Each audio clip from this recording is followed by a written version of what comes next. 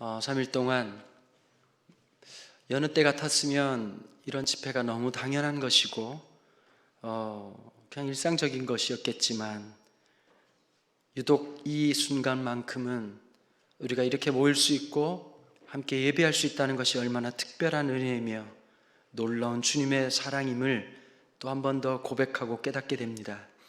하나님 아버지, 말씀을 즐기는 것으로 끝나지 않게 하시고 말씀을 살아낼 수 있도록 축복해 주시고, 하나님, 우리의 습관과 우리의 잘못된 사고방식이 말씀 앞에서 수정되고 고쳐지고 살아나는 역사가 있도록 축복하여 주시옵소서. 주의 성령께 모든 것을 의탁합니다. 주님께서 함께 하시고 주의 말씀만이 우리의 심령에 남게 하여 주시옵소서. 감사와 찬양을 드리며 이 모든 말씀 우리 주 예수 그리스도의 이름으로 기도하옵나이다. 아멘. 네, 설교를 하다 보면요, 이렇게 소위 말해서 이제 한두 번 하는 설교는 필살기 같은 설교라고 얘기를 하잖아요. 옛날 목사님들이 참 부러워요. 왜 부러우냐면 그분들은 이제 유튜브도 없는 시대니까 했던 설교 돌려막기식으로 설교 한 7개만 있어도 주님 오실 때까지 설교한다, 이런 얘기가 있었는데, 저는 시대를 잘못 타고 나가지고요, 했던 설교 또 하면 했던 거 또 했다고 이렇게. 제일 부러운 사람들이 누구냐면 가수들이 제일 부러워요. 그분들은 이제 히트만 하나 치면 주님 오실 때까지 부르면 되잖아요, 그죠? 이 설교는 일회용이에요. 아무리 열심히 준비해도 다음 주에 또 하면 아마 여러분 성도들 그렇게 좋아하진 않을 것 같거든요. 자, 우리가 첫날 시편 52편을, 물론 기억이 안 나시겠지만 시편 52편, 그리고 어제 또 시편 57편을 통해서 다윗의 인생이 얼마나 큰 고난과 역경이 많았는지에 대한 이야기들을 나누었습니다. 드디어 다윗이 왕이 됩니다. 13년 만에 사울의 칼날을 피해 다녔던 그 13년의 세월이 지나고 길보아 전쟁에서 사울과 요나단이 죽고 난 다음에 드디어 이제 왕이 되는데요. 참, 하나님 참 이상하시죠? 그러면 여러분들 같으면 13년 정도 고생했으면 그냥 이스라엘 왕으로 탁 쓰시면 좋을 것 같은데요, 12개 지파 중에 한 지파인 유다 지파의 왕으로 세우십니다. 여러분, 하나님의 때가 있습니다. 보통 이제 시간이라고 하는 말, 이 time이라고 하는 단어에 헬라어로 카이로스란 말과 크로노스라고 하는 말이 있습니다. 이 카이로스가 어떤 뜻이냐면 하나님의 절대적인 시간을 보통 카이로스라고 얘기를 하고요, 우리가 지금 몇 날 몇 시라고 하는 게 크로노스라고 얘기합니다. 우리는 크로노스를 살아가죠. 근데 여러분, 우리가 살아가는 일반적 이 시간이 하나님의 시간을 만나는 놀라운 순간이 있습니다. 그게 하나님의 은혜를 경험하는 때입니다. 그래서 위대한 전환이 시작됩니다. 크로노스인 우리의 인생이 하나님의 카이로스를 살아가는 복을 누리게 되고 하나님의 축복을 받는 거죠. 오늘 보니까 우리 청소년들이 많이 왔네요. 보니까 갈 데도 없으니까 왔겠지요. 근데 너무 잘 왔어요. 이럴 때 되면 이제 장로님들이 뭐 하셔야 되냐면요, 청소년들이 왔다 그러면 애들은 구원은 예수님 피로, 그 다음에 애들의 성장은 닭 피로 이루어지는 거거든요. 치킨도 사주시고 피자도 사주시고 막 그래야 돼요. 근데 우리 친구들 이걸 안 알아야 되는 거예요. 1등급 하나 올리는 거 되게 힘들지, 그치? 물론 이제 9등급에서 8등급 올리는 거야 조금만 애쓰면 되지만 3등급에서 2등급 올리는 건 주님 모셔도 안 된단 말이야. 근데 우리 친구들이 이걸 알아야 돼. 한 문제 더 맞춘다고 인생이 달라지지 않아요. 근데 기도가 달라야 되는 거예요. 다 앉아가지고 수능 기도해야 하면 절에 있는 스님이나 교회에서 기도해 인도하는 목사님이나 다를 바가 하나도 없어. 자꾸 지혜를 달래. 공부를 안 했는데 자꾸 뭘 달래. 더럽게 공부 안 해놓고.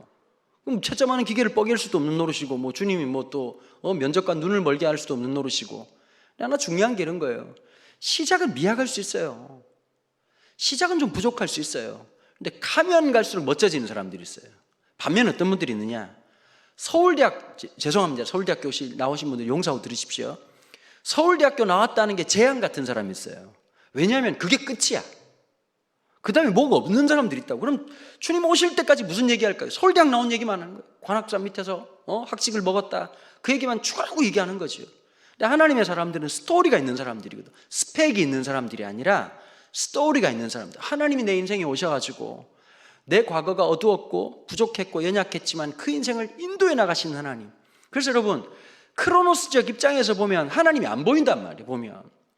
그런데 여기 중요한 게 있어요.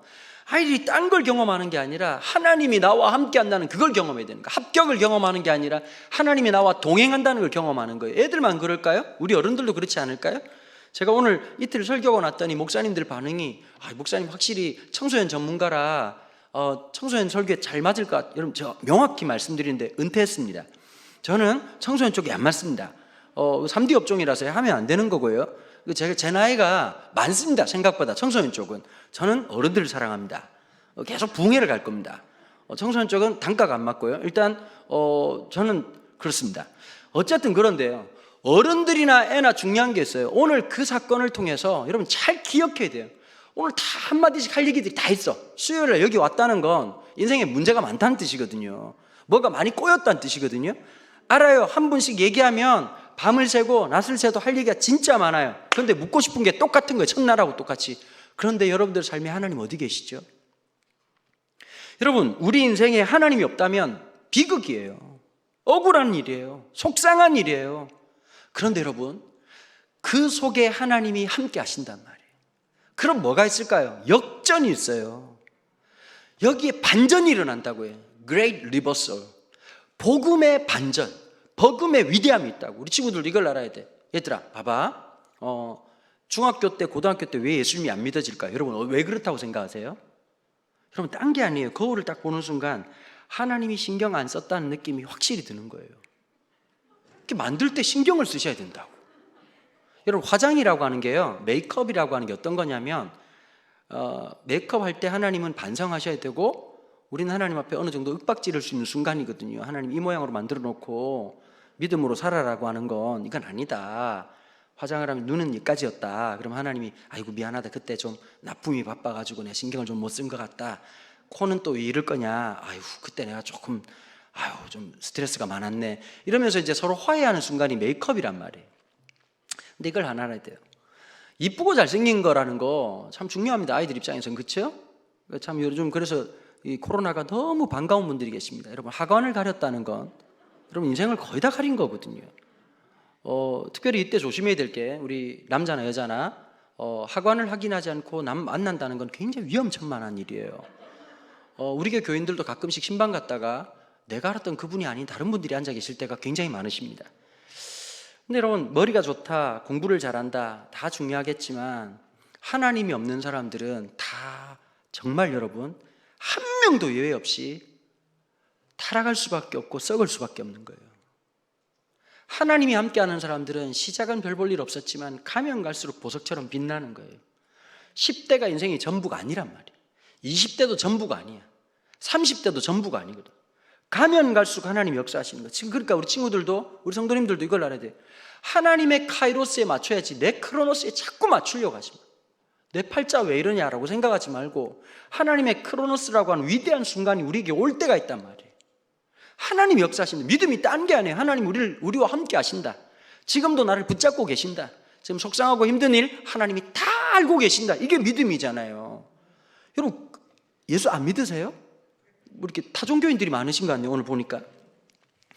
여러분, 다윗은 그 13년 만에 유다 제국의 왕이 되고, 유다 지파의 왕이 되고 난 다음에 7년을 또 와신 상담 기다립니다.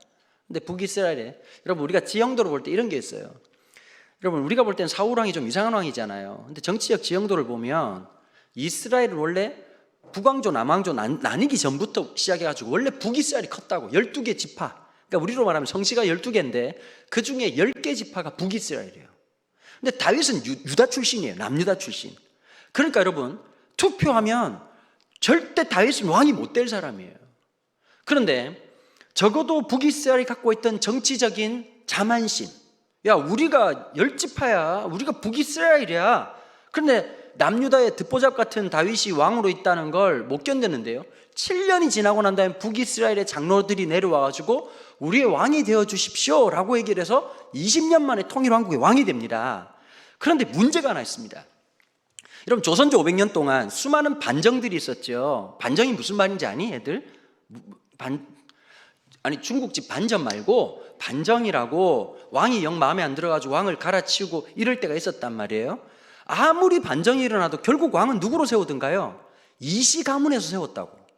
찾다가 없어가지고 강화도에서 주객군하고 있던 철종을 데려왔다가 왕을 했던 기록도 있잖아요. 여러분, 몰라도 아는 척 해주셔야 설교를 할 수 있어요. 여러분, 애들 보고 공부 안 했다고 하지 말고 다 아는 얘기예요. 이거 학교 때 집중을 안 해서 그렇지. 그런데 지금부터 2300년 전에 초대 왕이었던 사울하고 다윗은 혈연적 연대 관계가 없단 말이에요. 그런데 그걸 받아들이겠어요? 아니란 말이에요. 제가 지지난주에 머리 자르러 갔다가 이렇게 헤어컷 하시는 분이, 원장님이 처음 갖는 곳인데, 이렇게 말 많은 분들이 있으시잖아요. 보면 좀 조용히 있으면 좋을 텐데 말하고 싶어서 머리 자르는 분들이 있어요. 택시를 해도 말하고 싶어서 택시하는 분들이 계시고. 근데 막 하시는 분이 저보고 그러더라고. 사장님은 뭐 하시는 분이냐고. 그래서 아이고, 제 직업 얘기하면 좀 많이 놀래서 말하기가 그렇습니다.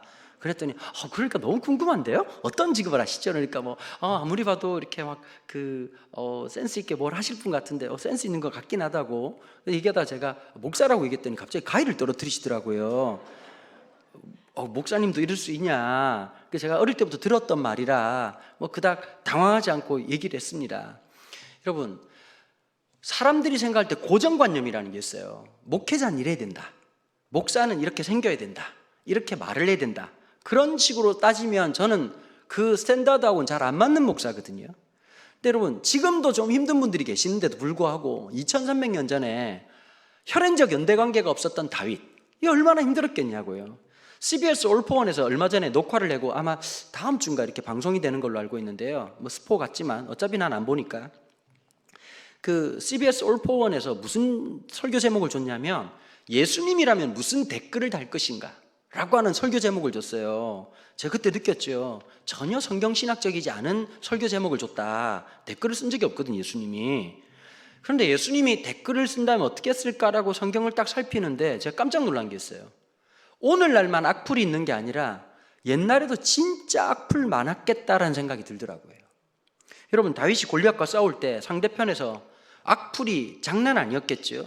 저 미친놈이, 난쟁이 똥자루만 놈, 미친놈이 어디다가 그냥 이상한 놈이 나타나가지고 골리앗하고 싸운다고? 더 무서운 건 어떤 것이었을까요? 블레셋의 악플이 아니에요. 진짜 힘든 악플은 곁에 있는 사람들의 악플이었다고. 여러분, 하나님의 제일 크신 은혜가 어떤 걸까요? 죽은 사람이 살아나는 것이요? 암이 남는 것이요? 맞아요. 그것도 하나님 축복이겠지만 어떤 게 축복이냐? 정말 예민하던 사람들이 그 예민했던 옆에 있는 말이 귀에 안 들리는 게 하나님 은혜예요. 눈을 가려주시는 게 은혜예요. 여러분, 그게 진짜 크신 은혜거든요. 여러분, 옆에 있는 소리 다 들리면 정신 착란 걸려요. 옆에 있는 사람 눈치 다 보고 있으면 우리는 진짜 공황장애로 죽어요. 근데 가끔씩 하나님 눈을 가려주실 때가 있다고. 그게 축복이에요. 가끔씩 하나님이 달팽이관을 막아주실 때가 있거든요. 그게 축복이에요. 다윗은 가야 될 것, 들어야 될 소리를 듣고 품어야 될 마음을 품고 갔단 말이에요. 그런데 여러분, 다윗도 해결이 안 된 게 있었어요. 왕의 정통성이라는 문제가 있으니까 백성들이 다 같이 하는 말이 뭐라고 말할까요? 죽을 때까지 있었던 악플, 저놈은 사울을 죽이고 왕권을 빼앗았다는 소문이 여기저기 퍼지고 있었단 말이에요. 지금도 가짜 뉴스가 많지만 그 당시에는 여러분, 무슨 언론이 있습니까? 뭐가 있습니까? 어떤 사람 말하는 대로 그냥 그게 다 소문처럼 진실처럼 퍼져나가는데, 여러분, 사울이 압살롬이라고 하는 아들이 왕자의 난을 일으켜가지고 쿠데타를 일으켰을 때 버선발로 도망을 갔잖아요. 그때 시므이라고 사울의 먼 친척이 뭐라고 말하죠? 이 비루한 놈아, 이 비루한 놈아. 우리나라 성경엔 그렇게 돼 있지만 히브리어 원어로 보면 쌍욕이에요. 입에 담을 수 없는 쌍욕을 하는 겁니다. 여러분, 그건 뭐냐면 한 사람은 시므이라고 하는 사람만 했던 말이 아니라 이스라엘 저변에 깔려 있었던 의식 중에 한 가지였어요. 다윗도 굉장히 부담스러운 거죠. 그래서 그걸 극복하고 싶어서 다윗은 새로운 프레임을 하나 만듭니다. 어떤 프레임을 만드느냐? 여러분, 사울이 길보아 전쟁에서 전쟁을 나갈 때 뭘 하나 들고 나갔습니다. 물론 칼도 들고 나가고 창도 들고 나갔겠지만 법궤를 가져왔죠. 이 법궤라고 하는 것 안에 뭐가 들어있을까요? 그 표정이 보니까 그것까지 알아야 되나 이런 표정인데, 여기에 보면 이 모세의 10계명과 그리고 아론의 쌍난 지팡이와 만나가 담겨있는 하나님의 함께하심의 언약적 특징이 들어있는 게 법궤, 하나님의 통치하심을 상징하고 있는 것이 법궤잖아요. 그 법궤를 가져왔어요. 왜 가져갔을까요? 이걸 가져가면 이길 거라고 생각한 거예요. 나 솔직히 한번 여쭤보십시다. 여러분, 지금 자동차에 십자가 달아본 분들이 있으시죠? 십자가 달아놓으시고 내가 날마다 십자가를 생각하고 양보하고 섬기고 사랑해야지, 이런 마음일까요? 부족인 듯 부족인 듯 부족 아닌 부족 같은 느낌적 느낌이 있단 말이에요. 군대 가는 놈이 교회는 안 나오는데 꼭 성경책을 들고 와요. 그렇게 지켜달라고 얘기해요.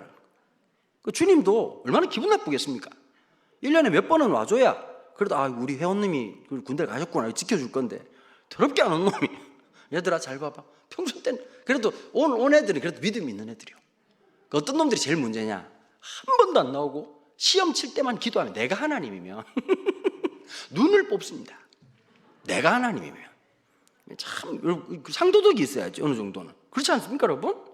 적어도 뭐라도 넌 누구니? 서로 쌩까고 기도하는 놈도 어색하고 듣는 하나님도 깜짝 놀라시고 서로 어색한 상황이 생길 수 있잖아요. 이 당시에 사울은 어떤 생각이냐? 완전히 미신이었죠. 법궤를 가져왔는데 전쟁에서 죽고 자기도 죽고 아들도 죽고 법궤를 빼앗깁니다. 자, 고대 전쟁은 A란 나라와 B란 나라가 있으면 각자의 나라가 이해 충돌로 생겨지는 전쟁이 아니라 신화적 전쟁이었단 말이에요. A란 신이 있고 B란 신이 있어. 그럼 누가 더 세냐?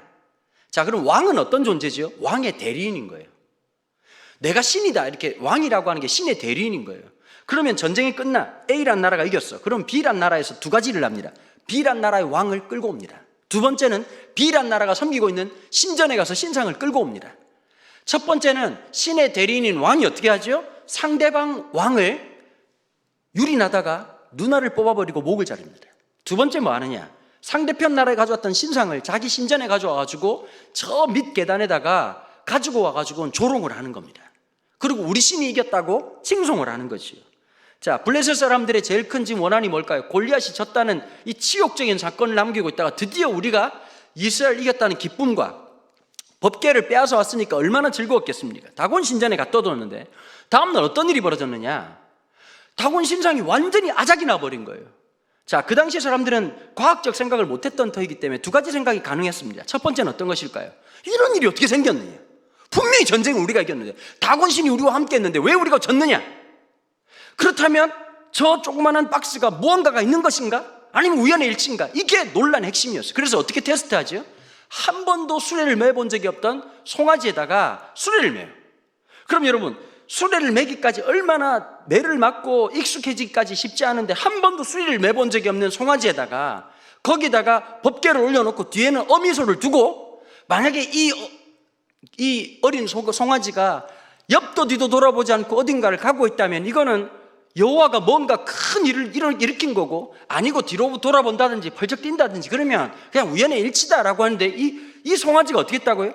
벳세메스를 향해서 좌로나 우로나 치우치지 않고 쭉 가면서 법궤가 사라져 버립니다.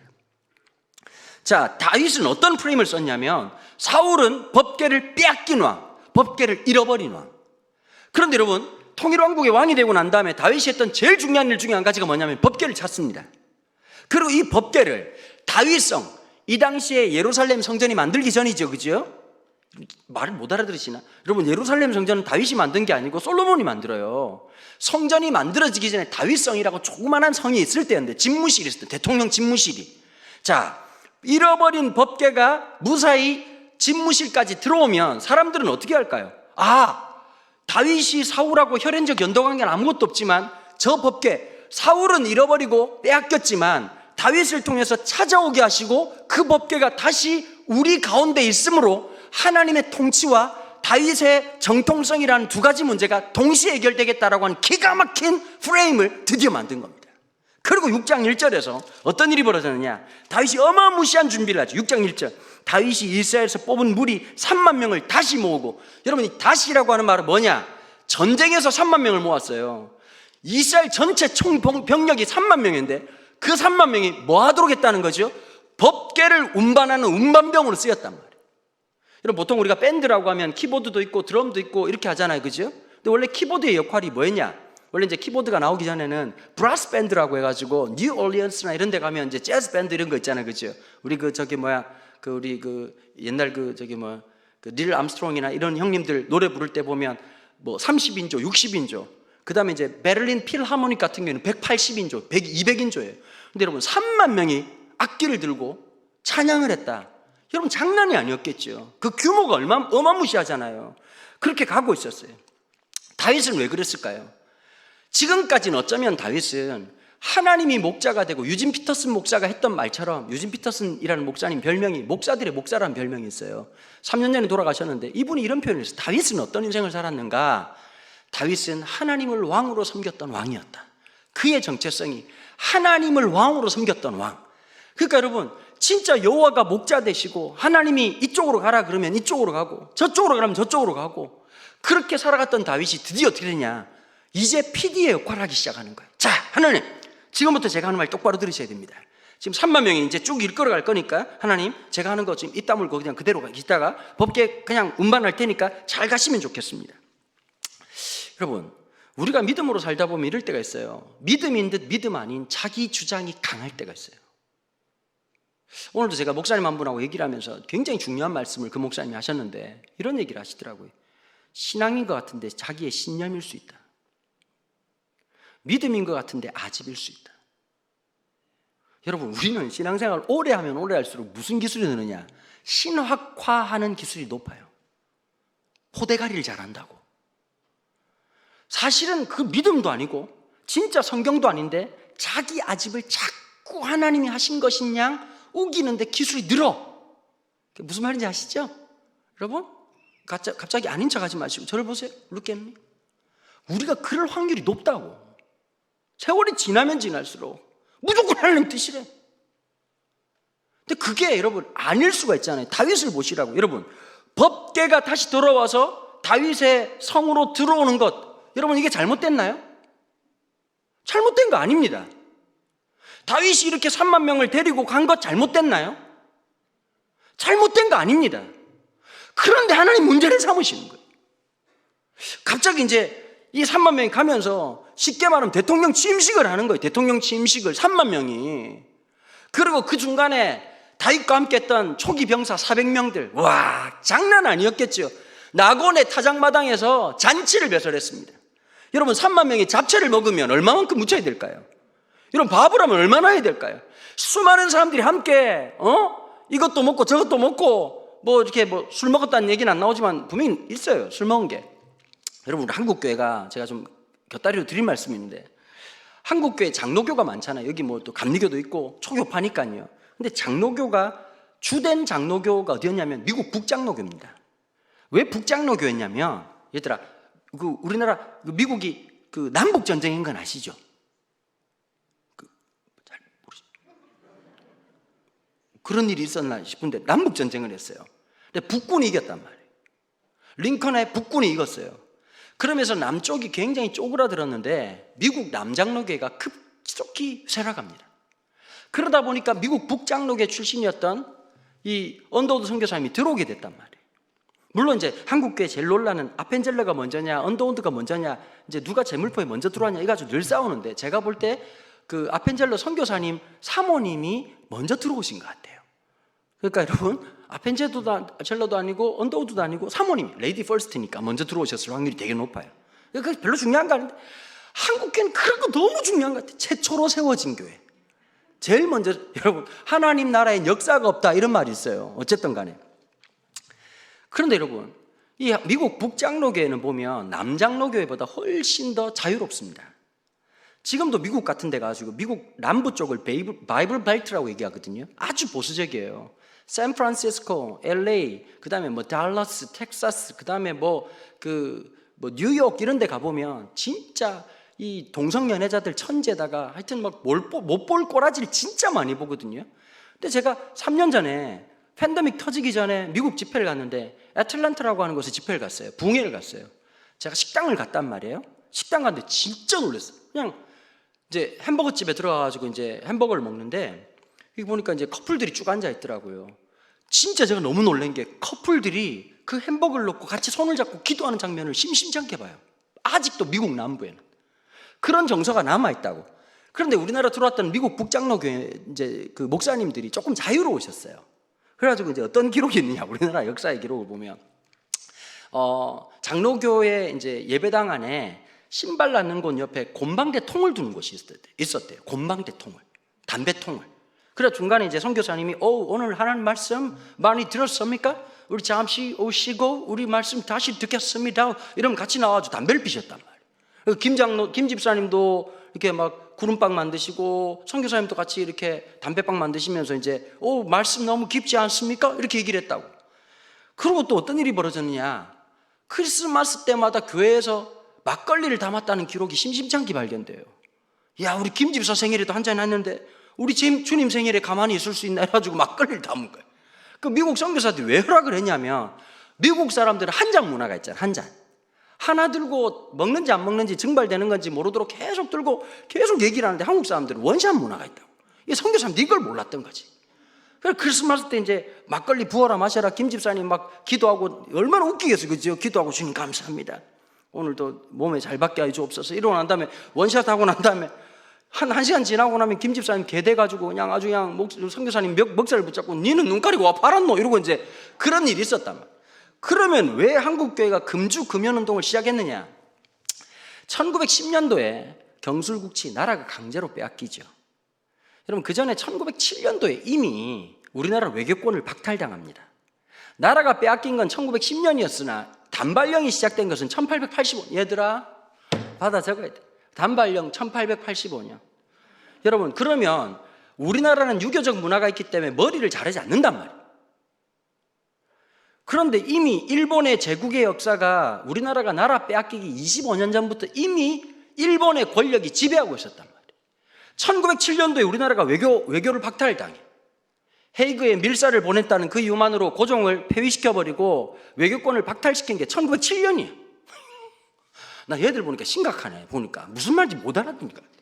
얘들 학교는 급식을 먹는 데가 아니고 선생님이 말하면 좀 들어야 돼. 내가 똑똑한 게 아니라 정상적으로 학교를 다닌 거예요. 자, 1907년도에 평양 장대현교에서 부흥운동이 일어났어요. 평양 장대현교회 하면 길선주 목사님을 빼놓을 수가 없는데 1907년도에 그 당시에는 장로교가 교단이 있었던 게 아니라 노회가 딱 하나밖에 없다 그래가지고 동노회라 그랬어요. 목사는 노회 소속이거든요. 그래서 노회가 처음으로 만들어지고 평양신학교 출신이었던 7명의 목사가 안수를 받았던 애가 1907년도에. 그런데 그 7명 중에서 길선주 목사님 이력이 독특해. 이 양반이 평양분이신데 뭐 하던 분이냐면 무당 출신이에요.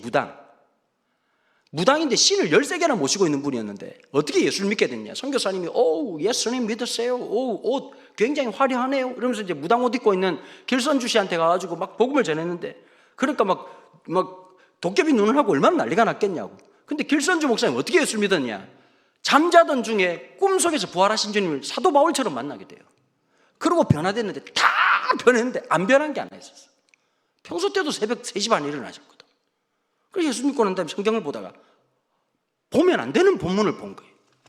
새벽 오히려 미명해. 그때부터 안타깝게도 새벽 기도가 시작된 겁니다.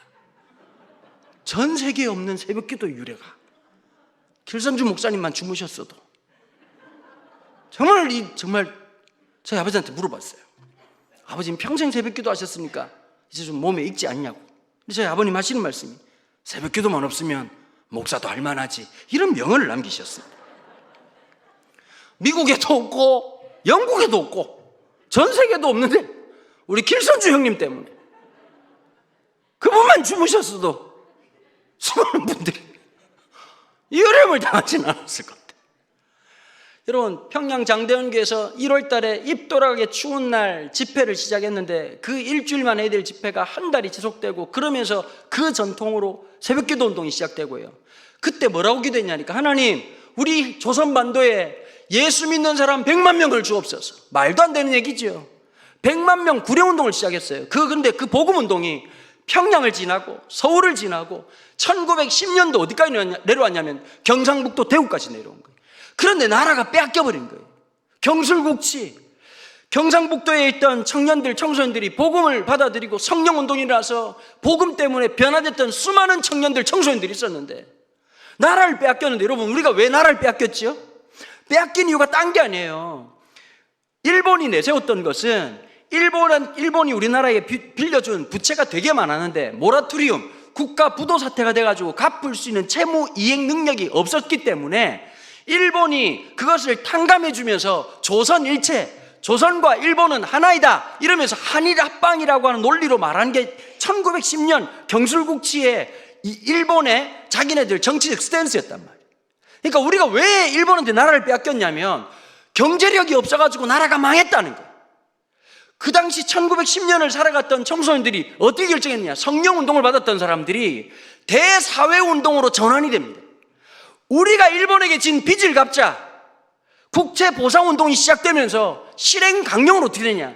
예수 묻은 우리부터 술을 먹지 않고 담배를 피지 않아서 우리가 일본에 진 부채를 갚자. 그때부터 한국교회가 어떻게 인식받았느냐?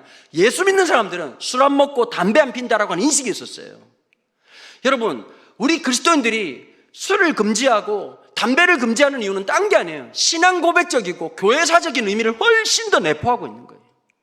음란하고 더러운 시대 속에서. 여러분, 적어도 우리 어르신들은 어떤 믿음이 있었느냐? 학교에 배움은 좀 작았지만 시대를 읽을 수 있는 지혜가 있었어요. 시대를 바꿔놓을 수 있는 소망이 있었어요. 백범 김구 선생님이 이런 말씀하셨습니다. 경찰서 100개 있는 것보다 예배당 하나 있는 것이 훨씬 낫다. 여러분, 그때는 빛처럼 빛났습니다. 근데 요즘 어떻게 돼버렸지요? 세상이 교회를 걱정하는 시대가 됐습니다. 왜 그럴까요? 교회를 구성하고 있는 우리가 하나님의 말씀이라는 근거를 잃어버리고 살아가기 때문입니다. 하나님 말씀 안에서 손해볼 줄 알고, 하나님 말씀 때문에 무릎 꿇을 줄 알고, 하나님 말씀 앞에서 그렇게 겸비된 마음을 살아가야 되는데, 어느 날 우리가 주동자가 되고 우리의 권력자가 되고 우리가 모든 것을 진행하는 주인공이 되어버렸다는 것이지요. 똑같은 변질이 다윗에게 나타나지 않습니까? 그러면서 낙원의 타작마당에서 서로가 잔을 기울이면서 막 얘기를 하기 시작하는 거죠.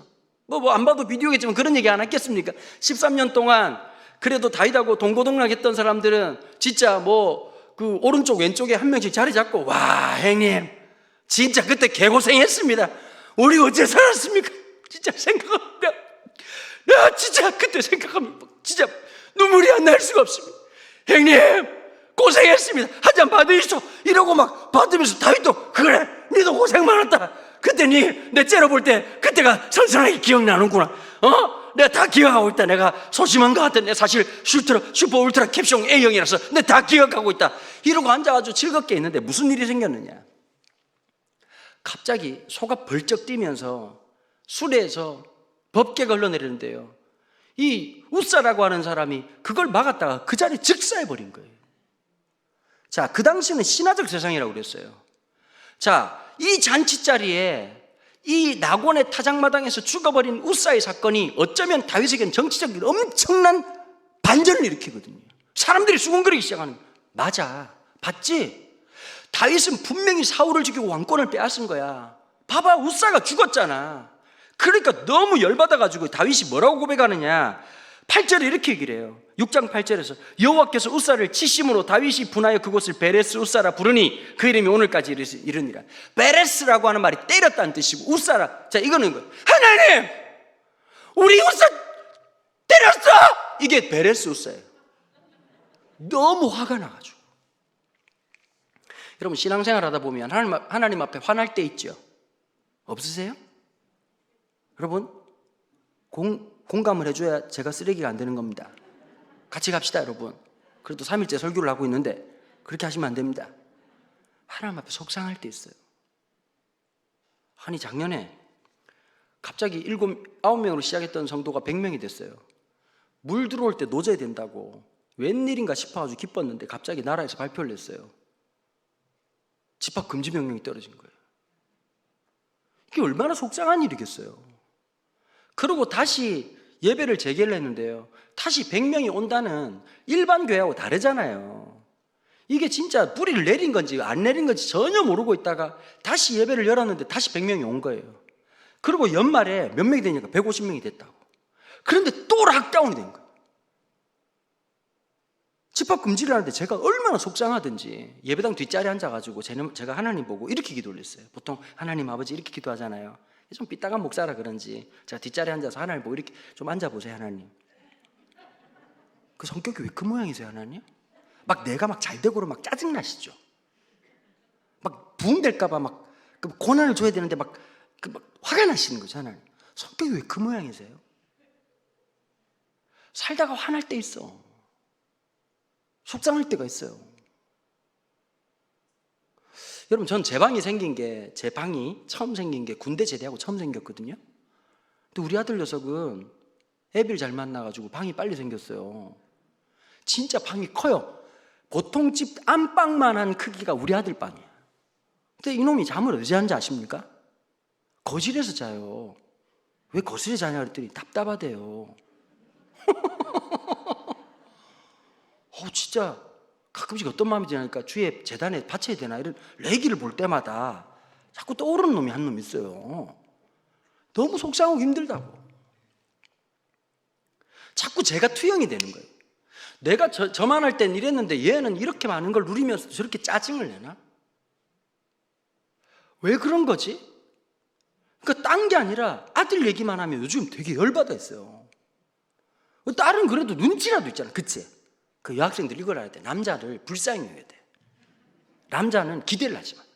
남자는 창세기에 봐도 하나님 시제품으로 남자를 먼저 만드셨잖아요. 모든 시제품에는 아주 결정적인 오류가 있거든요. 그러니까 주님이 만들어 놓고 깜짝 놀래가지고 아이고 큰일 났구나 싶어가지고 여자를 빨리 만드신 거라고.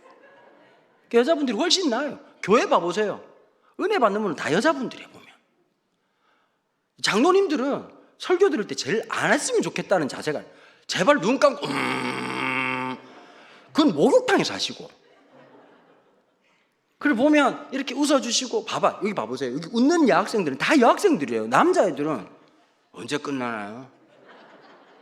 언제 끝나나요? 이 자세예요. 근데 대부분 다 와보면 여기 보면 남자분들은 장로님이거나 목사님들이지 뭐 잘 없으시단 말이에요. 보면 다 여자 성도님들이 또 집에서 또 얼마나 정신없이 일하고 난 다음에 뭐 에라이 모르겠다 그 정신으로 와가지고 지금 예배 드린 거 아니겠습니까? 근데 저도 속상할 때가 있고 살아가다 보면 이건 아니지요 할 순간이 꼭 온단 말이에요. 하나님이 왜 살았는데? 여러분 인생의 제일 큰 위기가 뭘까요? 갑자기 하나님이 행하신 일이 안 보이고 내가 한 일이 많이 보이기 시작할 때예요. 하나님 앞에 화가 나는 거죠. 하나님 제가 뭘 잘못했습니까? 베레스우사. 그런데 여러분 하나님이 지금 문제 삼고 있는 것이 있습니다. 우리랑 하나님이랑 타이밍이 안 맞을 때가 있어요. 여러분 남자가 여자 이렇게 부부끼리 이렇게 얘기하다 보면 서로 포인트가 다를 때가 있어요. 여자분들은 꼭 이래. 갑자기 쌩할 때가 있어. 그 여보 또 왜 화가 났어? 아니야. 얘기해봐. 몰라서 물어? 그리고 그때부터 이제 등 뒤에 땀이 나기 시작하는 거야. 내가 뭘 잘못했지? 막 그때부터 묵상을. 그리고 이제 이거겠거니? 라고 생각해가지고 여보 이것 때문에 화가 난 거지? 기가 막혀. 내가 그것 때문에 화가 났을 것 같아? 서로 포인트가 안 맞아요. 여러분 하나님 앞에서도 똑같은 거예요.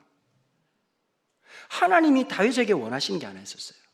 여러분 살다가 제일 위험한 게 뭐냐? 우리가 하나님 앞에 잃어버리지 말아야 될 거 9절 말씀입니다. 6장 9절 말씀. 다윗이 그날에 여호와를 두려워하여 이르되 여호와의 괴가 어찌 내게로 오리요 하고.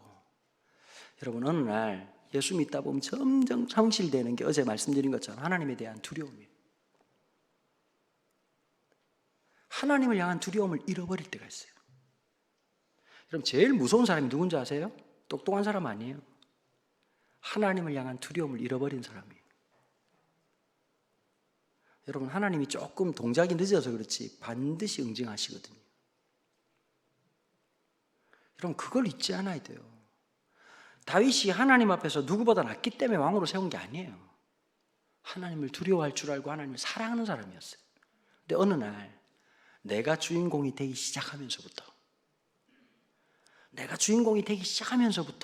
문제가 생기기 시작하는 거예요. 제가 교회 개척하고 난 다음에 늘 자주 하는 얘기가 있어요. 이 교회는 누구도 주인 될 수 없습니다. 하나님만이 주인이십니다. 그걸 마지막까지 싸워야 됩니다. 여러분 교회가 왜 어지러워질까요? 인간이 주인 되면 어지러워지는 거예요. 하나님이 왕이 되셔야 되는 거예요. 하나님이 통치하셔야 되는 거예요. 누구도 통치할 수 있는 곳이 아니, 하나님의 말씀이 절대적 기준으로 다스리고 통치하는 곳이 돼야 되는 거예요. 그런데 어느 날 갑자기 하나님을 향한 두려운 마음들이 싹 사라져버리는 거예요. 제가 오랫동안 섬겼던 교회의 특징이 하나 있습니다. 이 담임 목사님이, 저도 참 눈치가 둘 다 참 없었지요. 한 목사님 밑에 16년을 있었어요. 16년을. 그분이 눈치가 없는 건지 내가 눈치가 없는 건지 둘 중에 하나인데, 하나 분명 그 목사님 너무 좋은 분이에요. 나 같은 놈을 품어주신 걸로 봐 굉장히 훌륭하신 인격자십니다. 근데 이 목사님이 이력이 독특해요. 저는 굉장히 보수적인 집안에, 굉장히 보수적이고 근본주의적 집안에 자랐다고 해도 과언이 아닐 정도로 주일날 돈도 써본 적이 없고, 생긴 건 그렇지 않지만 술집에 한번 가본 적이 없고 나이트에 한번 가본 적이, 참 내가 억울할 때가 있어요. 나보고 교인들이 목사님 참 잘 놀았을 것 같다. 내 놀고 그런 얘기 들으면 덜 억울합니다. 저 미팅도 한 번 안 해본 놈입니다. 안 믿기시겠지만 저 진짜 나시린입니다. 저는 진짜 오직 말씀, 오직 교회, 오직 성경. 여러분 저 진짜 어찌르면 그런 거밖에 안 나오는 놈입니다. 그런데 우리 목사님은, 제가 섬겼던 목사님은 전혀 결이 달랐어요. 25살까지 완전히 기독교에 대해서 안티 크리스찬이었어요. 그도 그럴 만한 게 집안이 엄청 잘 사는 집안이었더라고. 진짜 사대문안에 자랐던 집안이고, 그 목사님 너무 재미있어. 우리 집안도 아무리 봐도 친일파야? 이러시더라고요. 목사님 무슨 말입니까? 그러니까 6.25 때 작은아버지가 쓰리스타 했다는 거예요. 여러분 6.25 때 쓰리스타 했다는 얘기는 친일파라는 얘기거든. 아버지가 6.25 때 벤츠를 타고 다니셨대요. 100%죠. 그러니까 지금 현재 워커리 있는 쪽이 다 그 어머니 땅이었대요. 그런데 그 쓰리스타 했던 작은아버지가 박정희 대통령이 쿠데타를 일으키고 난 다음에 선배님 도와주십시오 그랬는데 손을 거절하자마자 집안이 완전히 거들이 나버린 거예요. 그래가지고 작은아버지는 이민 가버리고 아버지는 사업하고 있다가 그 충격 때문에 쓰러져가지고 고등학교 1학년 때 돌아가셨단 말이에요. 갑자기 집안이 기울고 난 다음에 이분이 이제 뭐 굉장히 안티적인 사고방식을 가지고 살다가 신춘문예 준비하고 막 그러셨단 말이에요. 그러다가 이분이 25살에 예수를 믿게 됩니다. 첫사랑 사모님을 만나가지고 예수를 믿게 되는데, 그 얘기하면 남 얘기가 너무 길고, 그러고 난 다음에 총신대학교 신학과를 들어가요. 신학교 들어가다가 교수님 한 분을 만나는데, 가나베 교수님이라고 미국 교수님이었는데, 이분이 되게 1970년도에 뭘 말씀하셨냐니까 사회선교를 얘기하신 거예요. 복음이란 더 가난한 사람들에게, 더 연약한 사람들에게, 노동자에게 가야 된다. 그래가지고 목사님이 신학교 3학년 때 구로공단에서 개척을 하신 거예요. 노동자 운동을 하기 시작한 거예요. 근데 그 당시에 여러분 위장 취업한 대학생들이, 운동권 대학생들이 많이 들어와가지고 있었단 말이에요. 지금 얘기해보니까 너무 재밌더라 보니까. 나경원 씨도 있었고, 그 다음에 하여튼 저기 노란당에 계신 분도 계시고, 다 그때 당시, 지금이야 계파가 다 나눠져 으르렁대고 싸우고 있지만 그때는 학생운동한다고 다 모여 있었단 말이에요. 근데 여러분 여기 교회가 되겠습니까? 그런 학생운동이 모여 있으니까 10년 만에 문을 닫고 있었단 말이에요. 다시 교회를 개척을 하셨어요. 산본에다가 개척을 해가지고 이제 교회가 점점 커진 거예요. 근데 이 교회는 독특한 게, 목사님 설교 자체가 굉장히 남성적이에요. 사회, 역사, 정치, 철학 이런 걸 다 담고 있는 거예요. 굉장히 좌파적 사고방식이 강한 신교다 보니까. 그 교회가 한 10년 지나고 난 다음에 독특한 게 있어요. 당회가 구성됐는데 장로님들 중에 절반이 전과자라. 근데 전과자로 뭐 쓰리꾼 이런 게 아니고, 서울대학 총학생회장, 연세대 총학생회장, 고대 총학생회장, 다 전국 학생운동 하던 친구, 그분들 중에서 기독교인들이 떠돌면서 다닐 교회가 없었는데 이 교회 다 온 거예요. 그러니까 이 교회는 3.1절 기념예배 되면 독특한 게 있어요. 애국가를 불러요. 근데 장로님들이 동해물가 하는데 이 각도가 달라, 이게. 그런데요, 제가 이 장로님들을 보면서 느낀 게 하나 있어요. 진짜 엘리트들이거든요. 다 똑똑한 사람들이에요. 똑똑한데 신앙이 없는 게 얼마나 위험하다는 걸 제가 그때 깨달았어요. 자기가 진리인 줄 알아요. 자기가 경험한 게 다인 줄 알아요. 자기가 느끼는 게 다 진리라고 생각하는 거예요. 여러분, 우리가 하나님 앞에서 회개한다는 말은 무슨 뜻이냐면 내가 틀렸다는 걸 인정하는 거예요. 여러분, 청소년 때는 쉬워요. 청년 때는 쉬워요. 나이가 들면 들수록 내가 틀렸다, 나를 부정, 자기 부정이라는 게 너무 힘든 거예요. 내 방식이 틀렸다. 한 번은 아내가 저랑 커피를 한잔 하재요. 여러분, 아내가 커피하자 그러면 기쁘지 않아요. 할 말이 있다는 뜻이거든요. 둘 중에 하나겠죠. 돈이든지 아니면 혼내는 것인지. 물었더니 아내가 그날따라 되게 부드럽게 얘기를 하더라고요. 근데 이런 얘기를 해요. 제가 요즘 아들에 대한 감정이 안 좋다고 얘기를 했잖아요. 중학교 때 공부를 잘했어요. 중학교 때 공부 잘하는 건 의미가 없어요. 여러분, 중학교 때는 애들이 다 올림픽 정신으로 학교를 가거든요. 그냥 참여일을 둔다. 급식 먹으러 학교를 가요. 그래서 공부 조금 하면 잘한다. 여러분, 잘한다 해가지고 잘 되는 놈이 있고, 잘한다 해가지고 병에 걸린 놈이 있어요. 후천성 싸가지 결핍증이라고. 걔가 맛이 살짝 가더니 자기가 딱 그러는 거야. 아빠, 중학교 3학년 때 자기가 가고 싶은 고등학교가 있다는 거야. 그냥 가면 되지. 무슨 가고 싶은 고등학교가 있어. 그 무슨 학교를 가고 싶냐는 특목고를 가고 싶다는 거예요. 여러분, 저는 청소년 사역을 30년 했어요. 여러분, 공부라고 하는 게 이런 게 있습니다. 여러분, 열심히 한다고 되는 게 아닙니다. 얘들아, 미안한 얘기인데 공부라는 게 열심히 하는 게 되는 게 아니에요. 타고나야 돼. 인정하시죠? 그죠? 요리도 타고난 분들이 있어. 교회마다 장금이가 한 분씩 있잖아요, 보면. 권사님 너무 맛있어요. 어떻게 하면 돼요? 그냥 뭐 이렇게 물 넣고, 뭐 소금 넣고, 뭐 그거 안 되면 또 물 넣고. 되는 사람이 있고, 백종원 맞는 간장을 그렇게 몇 리터를 만들어놔도 맛이 더럽게 없는 사람이 있어. 아, 맞다! 마지막에 후추를 안 넣어서. 아니요, 후추를 안 넣어서 그런 게 아니라 네가 해서 그런 거예요. 어딜 가도 깡손이 있어. 그치요? 근데 진짜 뭐 날고 긴다는 놈들이 많단 말이에요. 근데 제가 볼 때 우리 아들을 객관적으로 볼 때 아주 똑똑한 놈은 아니야.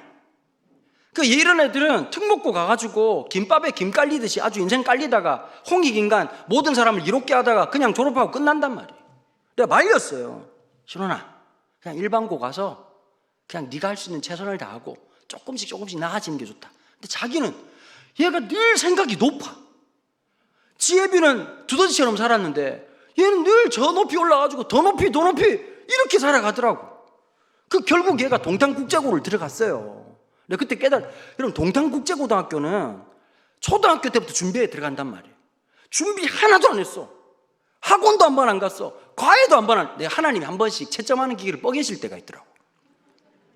들어가고 난 다음부터 이문열의 소설책처럼 추락하는 것은 날개가 없다. 고등학교 2학년 때 저보고 이러는 거예요. 아빠, 학교를 그만두고 싶다는 거예요. 그럼 내가 뭐라 했냐니까. 브라보! 어차피 내 돈 드는 거. 네 인생이지 내 인생이냐. 저는 진짜 1도 그런 마음 없거든요.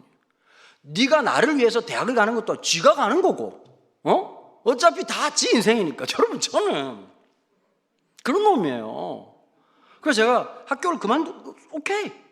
그래도 얘가 순간 살짝 당황을 하더라고. 그러더니 오히려 자기가 와서 한 달만 고민해보면 안 되겠냐고. 그래서 고민하지 말고 그냥 확 해버려라. 서로 이렇게 힘든 시간을 이렇게 하는 게 좋지 않을 것 같다. 어차피 학교 가도 공부를 안 하고 집에서도 공부를 안 하고 난 네가 알바를 해가지고 돈을 벌었으면 좋겠다. 용접 이런 것도 괜찮을 것 같고, 뭐 기술은 많다. 기술 배워야 된다. 기술 배워야 은퇴가 없다. 그리고 넌 꼭 기억해야 된다. 내가 아빠의 연금이라는 사실을 기억해야 된다. 그렇게 얘기를 했는데 갑자기 한 달 뒤에 나보고 뭐라고 말을 하냐니까. 유학을 하고 싶다는 거예요. 여러분, 목사 자녀들이 하면 안 되는 생각이 몇 가지가 있습니다. 예체능을 하겠다. 이게 3대가 망합니다. 여러분, 목사 아들 딸들은 예체능 하는 거 하나님 기뻐하지 않습니다. 돈이 많이 듭니다. 굉장히 나쁜 생각 중에 하나가 유학입니다. 애비를 죽여버리겠다는 뜻이겠죠. 지 엄마도 지금 40살 넘어가지고 남편 돈으로 대학원을 다니고 있는데 아들까지 갑자기 유학이라고 얘기를 해서 제가 너무 우습기도 하고 정말 얘는 전두엽이 없는 놈이구나. 정말 내가 없는 놈이구나. 그래서 제가 3인칭 관찰자 시점으로 애비라는 생각을 하니까 너무 화가 나가지고요. 3인칭 관찰자 시점으로 전문가의 입장적으로 뭐라고 하느냐니까 굉장히 좋은 꿈을 가졌구나. 어딜 가고 싶니? 여러분, 보통 유학 그러면 어떻게 생각할까요? 미국 뭐 이런 거, 그치요?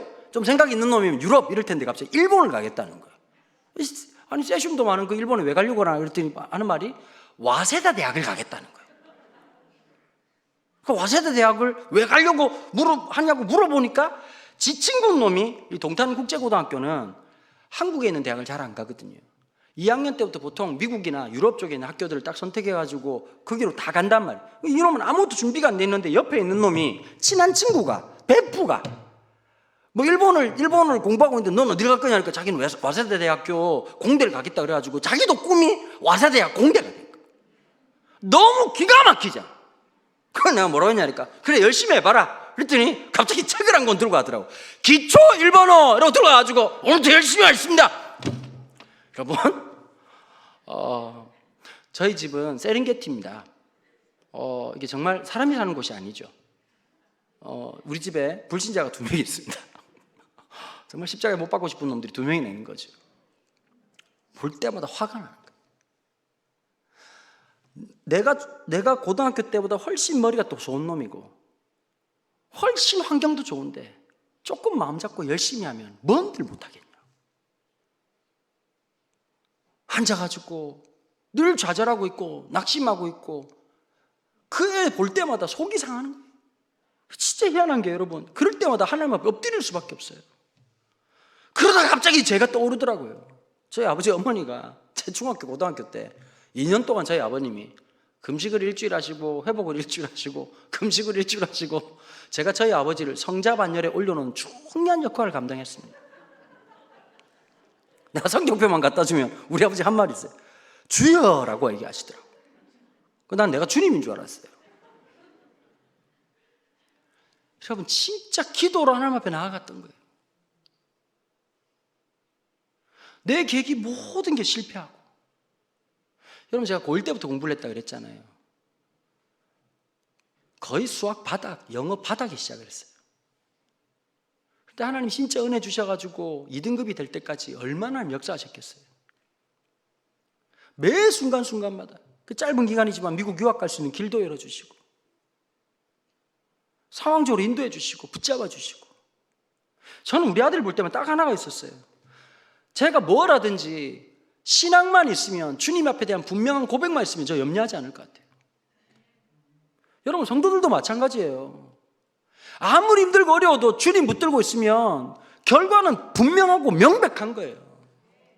아무리 믿음이 좋은 척 할때라도 그 오만함이 하늘을 찌르면 반드시 무너져요. 다윗에게 하나님께서 말씀해 주신 게 어떤 걸까요? 그게 복인 거예요. 그냥 넘어가는 게 복이 아니에요. 그냥 얼렁뚱땅 넘어가는 게 복이 아니라 하나님께서 뭘 주신 거죠? 여호와를 두려워하는 마음을 다시 회복시켜 주셨다고. 그러면서 이렇게 나오지. 아이고, 내 팔자에 무슨 왕이냐. 법궤가 어찌 우리 집에 오겠냐. 좌절하고 상실감으로 갔습니다. 여러분, 하나님 앞에 두려움을 회복한 사람의 축복이 하나 있습니다. 어떤 건지 아십니까? 영적인 예민함이 회복됩니다. 여러분, 이런 사람들이 있어요. 살다 보면 여자친구도 잘 들어야 돼. 내가 딸이 있어서 하는 말이요. 잘생긴 놈이 중요한 게 아니야. 분위기 파악을 잘하는 놈이 중요해. 맞아요, 안 맞아요? 못생긴 남자랑은 살아도 분위기 파악 못한 남자랑은 못 살아요. 보통 여름에 남자, 우리 장로님들 잘 들으세요. 목사님들도 잘 들으세요. 목사님들이 제일 못 알아들어. 사모님이 한 오후 3시쯤 전화를 해. 여름에. 여보, 오늘 날씨가 되게 덥지? 라고 물을 때가 있어. 자, 한번 열어볼게요. 진짜 덥는지를 물을까요? 거기에는 깊은 의미가 있어요. 오늘 저녁은 없다, 이런 뜻입니다. 네가 적과 꿀이 흐르는 땅으로 인도해라. 지금 남자분들 무슨 말인지 목사님들 전혀 못 알아채고 있습니다. 여보, 오늘 덥지? 그러면 대부분 남자들은 10명 중에 9명 뭐라고 하니까 에어컨 빵빵하게 틀어놔서 시원한데, 이런 헛소리를 합니다. 여러분, 하나님 앞에 눈치 없는 사람도 있어요. 목사님 상담하자고 해가지고 만나는 사람들 있잖아요, 보면. 불러불러 얘기하는데 사실 그 장르예요. 여러분, 하나님 말을 걸 때가 있다고, 고난이 있다고 할 때가, 얘들 잘 들어야 돼. 왜 이런 일이 생기지? 그럴 때마다 이걸 생각해. 하나님이 나한테 무슨 하실 말씀이 있구나. 그럴 때 무조건 엎드려야 돼. 무조건 그럴 때 되면 하나님 앞에 작정하고 이상하네? 왜 이런 일이 있지? 빡치네! 진짜 왜 이랬지? 눈치 겁나 없는 그리스도인들이에요. 하나님이 그만큼 눈치를 주면 자기를 좀 돌아보고 좀 자기를 좀 생각할 줄 아는 마음이 있어야 되잖아요. 그죠? 다윗이 하나님을 두려워하자마자 생겼던 이 하나님 앞에서 예민함이 어디로 드러나죠? 이 법궤를 처리를 못하니까 어디 갖다 줬느냐? 오베데돔의 집에 갖다 줬다고. 여러분, 오베데돔 얼마나 놀랬겠냐? 뭐 택배로 날라왔는데 이거 뭡니까? 만지면 죽는다? 집에 이상한 박스가 왔는데 사람이 죽었다는 거예요. 오금이 저려가지고 미칠 판인데 하나님께서 이 오베데돔의 집에 엄청난 복을 주셨다는 거예요. 여러분, 복 그러면 다 돈으로만 생각하고, 복이라 그러면 잘 되는 것만 생각하는데 그런 게 있어요. 복이 딴 게 아니라 가족들이 같이 있으면 행복하고, 그런 집들이 있어. 반지하라도 행복한 집이 있다고. 그냥 모이면 행복한 곳. 교회가 딴 게 아니에요. 같이 있기만 해도 행복하고, 그게 교회 아니겠어요, 그죠? 맥심 한 잔을 먹어도 하나님 나라의 기쁨을 느끼고, 즐거움을 느끼고, 하나님의 평안을 느끼고, 여러분 일주일 사는 것도 미치고 돌아버릴 것 같은데 교회까지 이렇게 힘들어 버리면 무슨 소망이 있겠냐고. 교회에 딱 앉으면 주님이 우리를 안아주시는 것 같고 장로님 권사님이 손 한번 잡아주면 마치 하나님이 손을 잡아주는 것 같은 위로가 있어야 되는데 그게 없으면 무슨 소망이 있겠냐고. 오베데돔의 집에 하나님이 주신 기쁨이 가득하게 하신 거예요. 이 얘기를 듣자마자 여러분들 같으면 한 번 실패하면 다시 시도하고 싶으시겠어요? 안 했을 거예요. 그런데 다윗이 영적으로 예민함을 가지니까 그 메시지가 뭐로 들렸을까요? David, try again. 다윗 다시 한번 해봐. 기쁨으로. 뭐로요? 두려움이 아니라 기쁨으로 그 법궤를 가지고 오기 시작하는 거예요. 근데 지금 달라지는 게 하나 있어요. 6걸음을 걸을 때마다 송아지를 드리는 거예요. 보통 이런 거 가지고 옛날 목사님들이 돈 많이 뽑아 먹었거든요. 다윗은 성전으로 올라갈 때 6걸음을 걸을 때마다 송아지를 바치면서 그 집회할 때 봉투 내가지고 소 바치라고 엄청나게 했어요. 옛날에 목사님들이. 그걸 뭐라고 말해요? 무식하다고 얘기하는 거예요. 여러분 중요한 건 퍼포먼스가 아니에요. 다윗이 왜 그랬냐는 거예요. 6걸음 갈 때마다 왜 소를 바쳤을까요? 너무 감사한 거예요. 내 인생을 여기까지 인도하신 하나님 너무 감사한 거예요.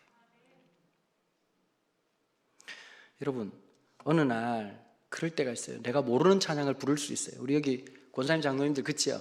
불편하시죠? 젊은 친구들이 와가지고 기타 치고 노래 부르고 그러면 아는 노래 불러야 되는데 모르는 노래 불러가지고 또 분위기 파악 못하는 것들이 자꾸 일어나라 그러고 팔 아파 죽겠는데 손 들라 그러고.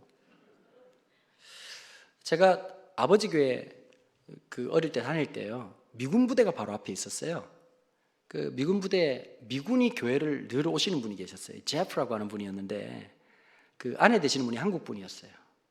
그래서 제가 이제 영어 공부하는 걸 되게 좋아하니까 제프가 많이 도와주고 같이 이제 막 프리토킹하는 걸 좋아했어요. 근데 제프가 오는 데마다 너무 신기한 거예요. 저 사람이 한국말을 알아듣나? 그래, can you catch what I say? 뭐 얘기를 하니까 모른대요, 한국말을. 전혀 한국말을 모르는 거예요. 그 여러분, 한국말을 알아들어도 예배당에 앉아있기가 쉽지 않은데 한국말을 모르는 미국 사람이 앉아있어가지고 제프 힘들지 않냐? 그랬더니 얘가 하는 말이 그러더라고요. 내가 그때 너무 충격적인 얘기를 하더라고요. 내가 모르는 말이지만 모르는 노래이지만 주님이 높임 받으신다면 난 그걸로 기쁘다. 우와, 내가 아는 노래냐 아니냐가 아니라 주님이 높임 받으신다면. 어차피 나이 드시면요 힘들어요. 제가 제이어스라고 하는, 우리 친구들 알죠? 제이어스라는 찬양팀 아시죠? 제이어스 찬양팀 설교를 갔어요. 근데 제이어스는 어떠냐면 노래 자체가 진짜 이게 좀 요즘 음악들이 되게 많거든요. 저도 힘들어요. 갑자기 막 랩하고 막 이러면 갑자기 막 예수님이 찬양받기 겁나 힘드시다는 생각이 좀 들기도 하고 막 그냥 뭐 해가지고 막 음악도 막 복잡하고 이러면 저도 아무리 흉내는 내지만 제 정서라는 게 있잖아요. 그래 한 번은 맨 앞자리에 앉아 있는데 계속 모르는 노래 거기다가 막 그냥 또 조명은 또 사이키는 얼마나 돌리는 나이트를 안 가봤는데 왜 교회인데 나이트 가본 느낌이 나고 그런지 모르겠지만 눈이 바셔가지고 미쳐버릴 것 같고 그 중간에 화장실 간다고 갔다가 화장실에서 나오질 않았던 적이 있었어요. 불편해요. 그런데 제 마음속에 이런 마음이 들더라고요. 주님이 높임을 받으신다면, 주님이 높임을 받으신다면. 여러분 신앙생활하면서 제일 중요한 게 있어요. 내가 주어가 내가 되는 것이 아니라 목적어가 되고 주님이 내 인생의 주어가 되시는 거예요. 주님이 주어가 되기 시작하자 모든 게 너무 기쁜 거예요. 이 한 걸음 한 걸음이 너무 감사한 거예요. 하나님이 내 인생을 쓰시다니. 여러분 사람이 기쁘면 노래가 나와요. 그렇지 않아요? 즐거우면. 노래가 감당이 안 되면 원시 예술이 뭔지 아십니까? 춤입니다.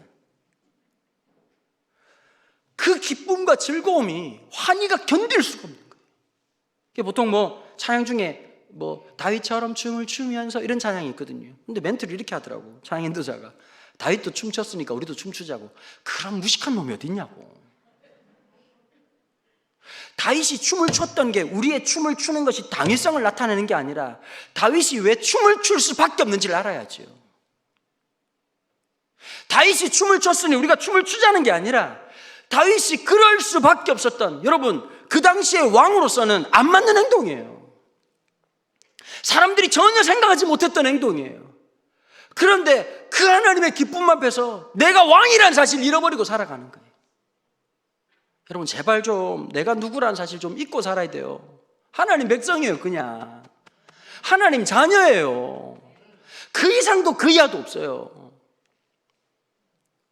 제가 마음에 딱 각오한 게 하나 있었어요. 나도 언젠가 죽겠지요. 그죠? 죽겠지요. 여러분 보통 위패에 뭐라고 쓰여 있어요? 목사, 강은도 이렇게 쓰지요. 저는 목사보다 더 위대한 말이 있다고 생각해요. 성도 강은도예요. 그것보다 영광스러운 게 없어요. 내가 하나님의 자녀라는 것보다 더 영광스러운 게 없어요. 여러분 말도 안 되는 나를 당신의 자녀로 삼아주신 위대한 사건,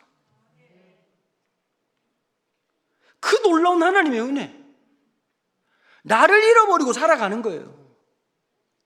내가 여러분 교회에서 제일 위험한 게 어떤 거든가요? 은행 다녔던 분이 장로님이 되시면 교회를 은행으로 만들어요. 학교 선생님이 장로님이 되시면 교회를 학교로 만들어요. 여러분 교회예요. 여기는 하나님의 말씀과 하나님의 은혜가 다스리고 있는 교회예요. 옥하는 목사님이 사랑의 교회 계실 때요, 거기 회계사도 많고 똑똑한 사람 되게 많았잖아요. 일반 회계 행정을 못하게 하셨대요. 목사님이 비도덕적이라서 그런 것도 아니고 비윤리적이라서 그런 게 아니었어요. 그때마다 뭐라고 말씀하시냐니까, 여기는 교회다 이렇게 얘기하셨어요. 교회는 교회의 질서가 있는 거예요. 교회의 아름다움이 있는 거예요. 보통 아멘 좀 해주시면 안 되겠습니까? 다들 반대하신가? 굉장히 설교할 때 불편하네요 그냥. 여러분 교회는 교회예요. 하나님의 은혜가 물결을 이루고 하나님의 역사가 춤을 추는 곳이에요. 세상의 관습이 여기서 왕노릇하는 것이 아니라 하나님께서 왕노릇하는 곳. 다 하나님 나라 계급장을 떼고, 제가 우리 교회 성도들 내가 존경하는 이유가 있어요. 여러분 각 교회라는 곳이 보이지 않는 마일리지가 있잖아요. 그죠? 여기도 보니까 이제 부조도 하시고 축의금도 하신 게 다 있는데, 교회를 옮겼다는 건 그 마일리지를 다 포기하고 왔다는 뜻이거든요. 제가 참 놀랐어요. 개척 가면 되게 젊은 사람 많이 올까, 청소년들 많이 오고 청년들 많을 것 같죠. 물론 많습니다. 근데 내가 깜짝 놀란 게, 우리 교회 올해 등록하신 분에 80대가 5명이 계세요. 그 내가 순간 놀래. 내 설교가 이렇게 늙었나? 내가 그분들 어떻게 된 거지? 그 다음에 70대가 몇 분이 등록을 하셨어. 그래 권사님하고 대화를 했어요. 권사님, 제가 말이 너무 빠르지 않나요? 그랬더니 하시는 말씀이 그러더라고요. 목사님 몇 년 동안 목사님 설교를 유튜브로 들었습니다. 그리고 이런 마음이 들었습니다.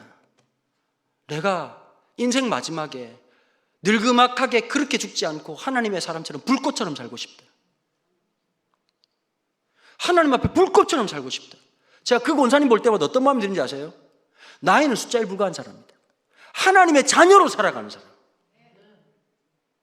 먼저 하나님 앞에 내 마음을 드리는 사람, 그 한 걸음 한 걸음을 가다가 사람들에게 축복을 하고 떡을 나누어주고 가족들에게 돌아왔습니다. 근데 문제가 하나 생겼죠. 예나 지금이나 제일 무서운 게 누군지 아니?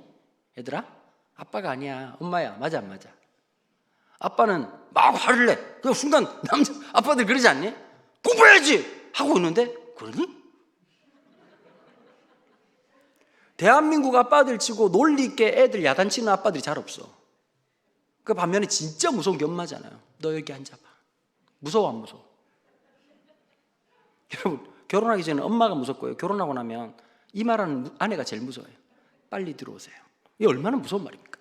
딱 들어오자마자 여기 앉아보세요. 여러분 두렵고 떨려요. 미갈이 똑같은 일을 하는 거예요.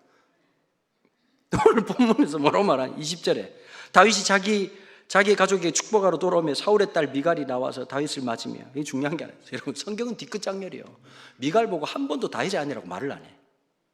사울의 딸이라고 얘기를 해. 오, 뒤끝 장렬이요. 사울의 딸 미갈. 여러분 보세요. 다윗은 왕인데 왕 같지가 않은 거야. 왕으로 살질 않았거든. 여러분 보통 왕은 어떻게 하죠? 중국 무협지 이런 거 보면, 중국 영화 보면 앞에 있는 장수들 쫙 앞에 서고 병사들 쫙 서고, 왕은 어디 있던 거야? 저 뒤에, 한참 뒤에 텐트 같은 거 이상한 거 쳐놓고 들어놓아가지고 청포도가 뜯어먹으면서 누가 선봉에 나서겠느냐? 이러면 장군들 몇 명 튀어나오죠. 전하, 저에게 선봉을 맡기시죠. 그래 김장군, 자네를 믿어보겠네. 보통 이런단 말이야. 그런데 다윗은 그런 게 없었어. 이게 병사인지 쫄병인지 왕인지 분간이 안 되고 맨 앞에 서가지고 죽으라고 싸우고 목숨 걸고 싸우고 그렇게 살아갔단 말이야. 그 마음에 안 든 거야. 미갈 입장에서. 미갈은 로얄 패밀리거든. 어릴 때부터 공주님 얘기 듣고 머리끝부터 발끝까지 명품으로 쳐바르고 앉아가지고 뭐 요즘 화장품이 안 맞는 것 같아. 햇빛이 너무 뜨거워 이러고 앉아있던 여자가 남편 하는 짓거리가 마음에 안 들었는데 더 기가 막힌 게 왕이 신하들 앞에서, 그것도 신하들 마누라들 옆에 애들 앞에서 속옷이, 그때부터 이분을 힙합적인 데가 있으셨어. 그냥 언더웨어 패션이 그때부터 있어가지고 속옷이 질질 흘러내리는데 뭐 헤이요 이러면서 막 그냥 뭐 GS 우 막 이러고 있으니까 얼마나 기가 막혔겠냐. 미갈이 이러는 거예요. 얼마나 채신머리가 없으신지. 여러분 성경은 문어체잖아요. 문어가, 오징어 치고 문어가 아니라 그럴 문자로, 이 구어체로 바꿔야 재밌어요. 미갈이 이렇게 막, 여보 여기 좀 앉아봐. 쟤 쪽팔려 뒤지는 줄 알았네. 당신 정신 있는 거야 없는 거야? 속옷이 좀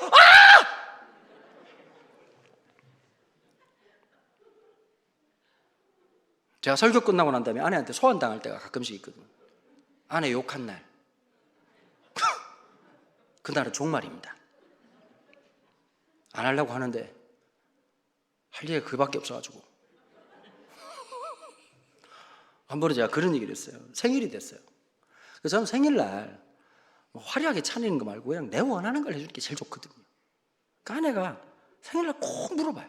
뭐 먹고 싶냐고. 그 내가 그 말을 설교 때 안 해야 되는데 남자 대표로 마음에 있는 얘기를 했어요. 말하면 차려주냐? 잡채랑 전이랑 삼색나물에다가 신설로에다가 불고기 좀 재고 말하면 차려주냐? 이 말했다가 그날 저녁에 주님을 만날 뻔했어요.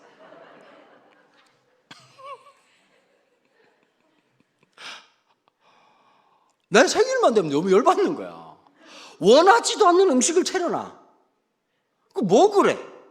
우리 딸은 10년째 똑같은 편지를 써요. 아빠 죄송합니다. 앞으로 말씀을 잘 듣겠습니다. 반성문만 써. 그럼 선물은 다이소에서 사와.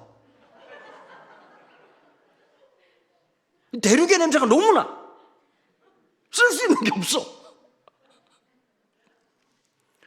아내가 이 미갈이 난리를 치는 거죠. 사람들 눈앞에서. 여러분 20절에 제일 중요한 말이 이거예요.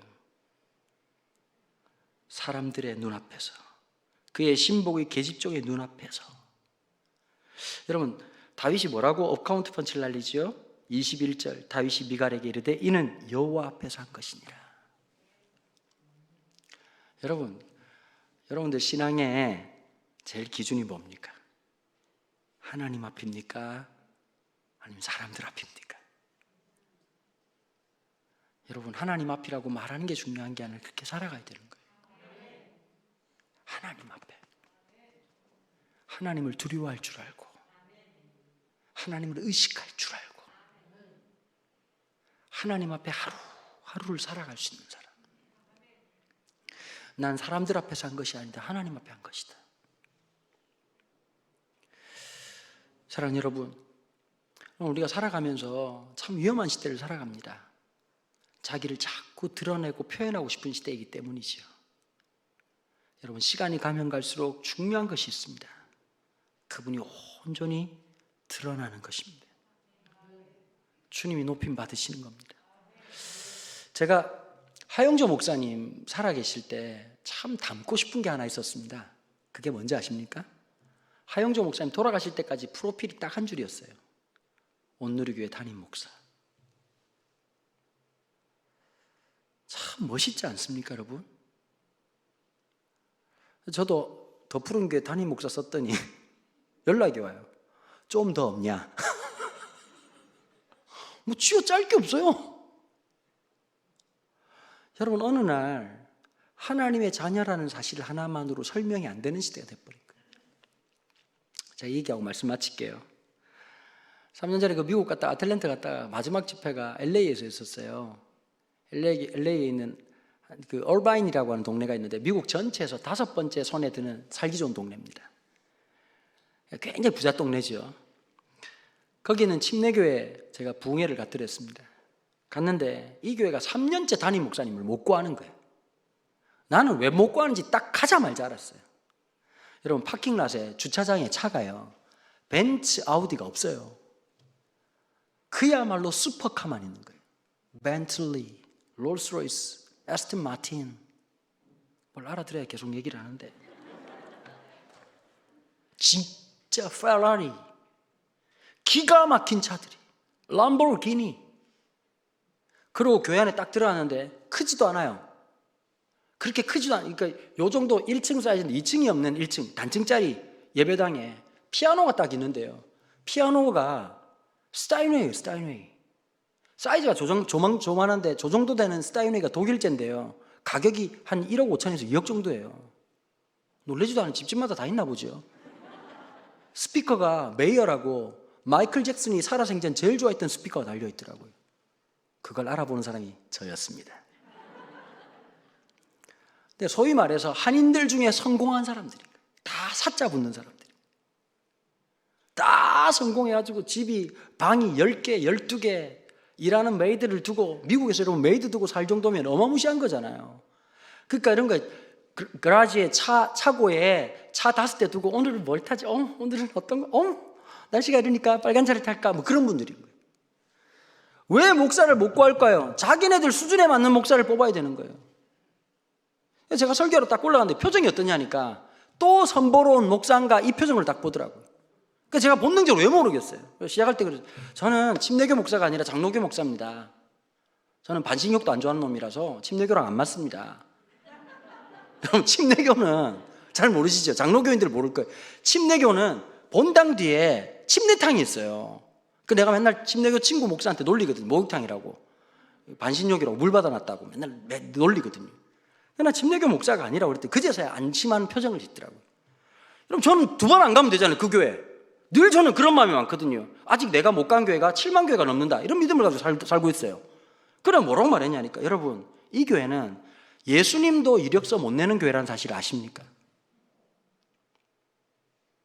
여러분, 되게 똑똑한 사람들이잖아요. 못 알아들어요.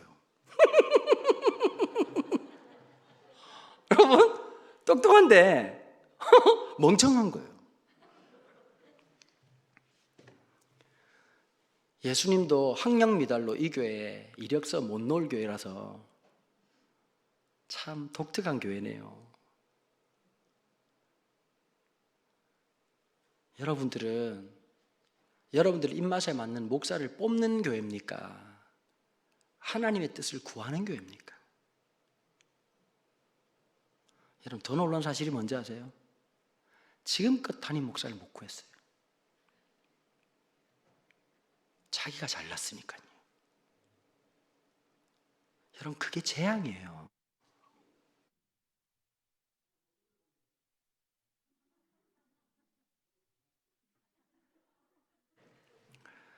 성도들 보면서 이렇게 자르네요. 보니까 이렇게 설교가 영 마음에 안 드는 분, 이런 식으로 보내네요. 보니까. 여러분, 신앙생활 하면서요, 진짜 존경하는 성도님들이 계세요. 점거리지만 하나님의 사랑으로 인정해 주시는 분들을 볼 때마다 저도 그분들을 성심성의껏 모셔요. 여러분, 교회가 이런 데잖아요. 성도들 한 분 한 분을 목회자가 존중하고, 성도들이 목회자를 존경하고, 세상에서 누릴 수 없는, 여러분, 대한민국 사회도 좌파다 우파다, 남북이다 동서다, 서로 이렇게 다 갈래치기 해가지고 이렇게 있는데, 교회만큼 하나 되고 서로 끌어안고 손을 마주잡고 긍휼히 여기고 사랑하는 마음들이 얼마나 중요하겠어요. 주님이 왕 되시는 곳으로 섬기기 위해서 우리의 인생이 얼마나 중요하겠어요. 회복돼야 될 그 땅간이에요. 하나님을 향한 경외하는 마음, 하나님을 향한 두려워하는 마음. 여러분, 시편 52편에서 그의 인생 속에 있었던 하나님의 은혜가 어떤 것인지를 우리가 배웠어요. 시편 57편에서 그 13년 동안 사울의 칼날을 피해 다녔던 다윗의 모습을 우리가 만났어요. 오늘 이 말씀을 통해서 다시 통일왕국의 왕이 되는 이 다윗의 모습을 통해서 하나님이 진짜 중요하게 여기시는 것, 우리가 잃어버린 놀라운 모습, 하나님을 향한 fear and love, 하나님을 경외하는 것. 하나님을 두려워할 줄 아는 사람만이 세상을 향해서 담대할 수 있는 겁니다. 우리 반대 아니었습니까? 세상에서는 비굴하고 하나님 앞에서 오만하게 행하지 않았습니까? 하나님을 두려워하는 사람만이 세상이 두려워하는 사람이 되는 겁니다. 하나님을 두려워하는 사람들에게 하나님 특별한 은혜를 더해 주시는 겁니다. 여러분, 이거 빨리 회복하셔야 됩니다. 이걸 함께 회복해야 됩니다. 늘 자기 자신을 돌아보면서 내가 말씀 앞에서 새로워져야 될 존재라는 걸 생각하고 깨닫고, 우리가 다음 달 되면 감사절이 있잖아요. 여러분, 그 전부터 좀 한 번씩 해보십시오. 남아있는 기간 동안에 사순절만 지키지 마시고 오늘부터 매일 하루 하나씩이라도 감사 제목을 한번 써보십시오. 진짜 한번 해보십시오. 감사한 것을 감사절에 무 갖다 놓고 마음도 없는 호박 갖다 놓고 그걸로 끝내지 마시고, 감사한금 내는 걸로 끝내지 마시고 진짜 감사하면서 살아보라고요. 하나씩 써보십시오. 하루하루 오늘 나에게 주신 진짜 감사가 무엇인지 같이 기록하면서 그 하나님 앞에서 내가 어떠한 자세와 삶으로, 태도로 우리 인생을 마무리해야 될지를 생각하셔야 된다는 것입니다. 3일 동안 너무 말씀 잘 들어주셔서 제가 감사하고요. 또 이 귀한 자리에 제가 사실은 이 브로셔 보면서 되게 좀 소름 끼쳤어요. 왜 소름 끼쳤냐면 1992년도에 첫 모임이 있었더라고요. 박조준 목사님이 강사로 오셨어요. 제가 초등학교 1학년 때 강해 설교에 눈을 떴거든요. 그때 매일같이 들었던 설교가 박조준 목사님의 설교였어요. 제 마음속에 나도 평생에 저런 목사님처럼 한번 살아봐야지 라고 생각했는데, 이 기나긴 이름에 아무것도 아닌 제 이름이 새겨졌다는 게 얼마나 감사한지 모르겠어요. 여러분, 우리 다음 세대를 향해서 그런 마음을 좀 품어주십시오. 제가 오늘 목사님들 모였을 때 이런 도전을 했습니다. 올해는 못하겠지만 수능날 이 진접 오남 지역에 이 연합이 잘 돼 있는데요, 수능날만큼은 어느 교회에서든지 청소년들을 위한 페스티벌을 좀 해주십시오. 아이들이 함께 찬양하고 함께 진짜 푸드 트럭 같은 거 와가지고 애들 햄버거도 치킨도 열심히 주면서 이 아이들이 수능 끝나고 난 다음에 술집에 가고, 수능 끝나고 난 다음에 노래방 가고, 수능 끝나고 난 다음에 엉망진창으로 살아가는 게 아니라 하나님 앞에 내 삶을 결단할 수 있는 장을 마련하는 게 어른들이 해줄 일 아니겠습니까? 이 시간에 제가 그럴 권한도 없는 사람인데요, 오늘 이 자리에 우리 진접 오남 지역을 섬기고 있는 우리 목회자님들 한번 자리 한번 일어나 주시겠습니까? 한 번만 일어나 주십시오. 우리 목사님들, 우리 사역자님들 한 번만 좀 일어나 주시겠습니까? 사모님들도 한번 일어나 주십시오. 예. 아우, 너무 감사합니다. 이렇게 함께 한번 앞뒤 좌우로 보면서요, 우리 목회자님들 진짜 수고 많으신데 박수 한번 보내주십시오. 오늘 기도 같이 한번 할 건데 반주 좀 도와주세요. 같이 기도할 건데, 하나님, 우리 진접 오남 지역을 섬기는 목사님들이십니다. 하나님, 우리 목사님들 날마다 붙잡아 주시고, 하나님, 이 교회가 그리스도를 머리로 한 진짜 교회 될 수 있도록 하나님 축복해 주시고, 이 연합을 통해서 주의 영광을 바라보게 도와주시고, 우리 모두 다가 하나님을 향한 두려워하는 마음들이 회복되는 놀라운 역사가 있도록 붙잡아 달라고 오늘 이 말씀을 기억하면서 함께 한 목소리로 한 번만 다 같이 함께 기도하며 나가도록 하겠습니다. 기도하시겠습니다. 하나님 아버지, 감사합니다. 주님, 사랑하는 주의 종들을 축복합니다. 우리 목사님, 사모님들, 우리 사역자님들 한 분 한 분을 축복합니다. 우리 장로님, 원사님, 집사님들, 우리 청년들, 우리 청소년들 주님의 이름을 축복합니다. 하나님 아버지, 우리가 평생 주님 앞에서 그리스도의 하나님의 자녀라는 사실을 잊어버리지 않도록 도와주옵시고, 하나님 주님을 향한 경외하는 마음들을 잃어버리지 않도록 주님 우리의 마음과 우리의 생각들을 날마다 붙잡아 주시기를 간절히 원합니다. 하나님 아버지, 세월이 가면 갈수록 우리의 마음이 높아질 때가 많고, 나도 모르게 교만해질 때가 있고, 나도 모르게 아버지 우쭐될 때가 얼마나 많은지 모릅니다. 주님, 우리의 마음을 만져주시옵소서. 오만했던 우리의 마음들이 하나님을 두려워할 줄 아는 마음들, 하나님을 경외하는 마음들, 주님 앞에 무릎 꿇을 줄 아는 마음들, 하나님 앞에 내가 틀렸다는 것을 인정하는 마음 가지고 살아갈 수 있도록 날마다 역사해 주시기 원합니다. 사랑하는 우리 목사님들을 축복하여 주옵소서. 건강을 붙잡아 주시고 그 가정을 붙잡아 주시고 사역을 붙잡아 주시고 주님 그 평생 가운데 함께하여 주셔서 주의 넉넉한 은혜가 날마다 함께하여 주옵소서. 진정 보람 지역에 아버지 함께 몸께 몸된 교회를 섬겨나갈 때마다 서로 영성을 맡겼고 우리가 교단을 넘어서고 모든 걸 넘어서서 주의 영광을 바라보며 나가도록 도와주옵시고 우리 하나님 나라의 가족이라는 사실을 하늘 가족이라는 사실을 날마다 고백하면 아버지 아름다운 모습이 될 수 있도록 주님 날마다 역사하시고 인도하여 주시옵소서. 하나님 아버지 주님의 나를 함께 꿈꾸고 이 지역사회 가운데 하나님 남영들을 바라보면서 함께 마음을 다한 아버지 모든 성도들마다 교회들마다 주의 아버지 전원 목사님들마다 주님 역사해 주옵시고 이 지역의 문화가 바뀌고 이 지역의 풍토가 바뀌고 이 지역의 모든 것들이 바뀌는 역사가 있도록 축복하여 주시옵소서. 하나님 아버지 감사합니다. 3일 동안 우리가 할 수 없었던 집회를 진행할 수 있게 도와주셔서 감사합니다. 여러 가지 위험이 있고 여러 가지 우려가 있었음에도 불구하고 순간순간 인도하신 주님을 찬양합니다. 하나님 아버지 우리의 마음을 새롭게 하여 주옵소서. 예배당만 리모델링 할 것이 아니라 우리의 심령이 새롭게 리모델링 될 수 있도록 축복하여 주옵소서. 하나님을 향한 뜨거운 믿음이 회복되게 도와주옵시고 주님을 향한 경외함들이 회복되게 도와주옵시고 주님 그 고백으로 살아갈 수 있는 사랑하는 우리 성도들 될 수 있도록 주님 역사하여 주시옵소서. 오늘 이 자리에 사랑하는 우리 청소년들이 찾아왔습니다. 하나님 눈 닦고도 볼 수 없는 이 아이들이 이 자리에 은혜를 사모하는 마음으로 왔습니다. 주님 그 이 아이들의 인생을 축복하여 주시옵소서. 하나님 그 걸어가는 걸음걸음마다 하나님과 동행하는 복이 있게 도와주옵시고 하나님 아버지 시작은 무약하였으나 나중을 창대케 하신 하나님의 복이 그 평생에 흘러넘칠 수 있도록 주장하여 주시옵소서. 오늘 이 자리에 온라인으로 함께할 수 없는 상황임에도 불구하고 주의 말씀 의지해서 결단하고 나온 주의 백성들이 있습니다.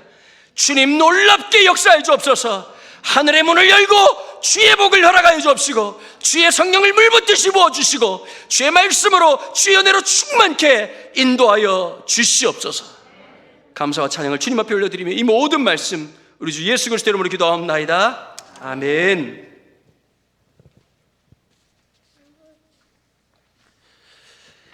이제 준비하신 예물을 봉헌합니다. 예물 봉헌하는 동안 살렘교회 찬양팀의 특송이 있겠습니다.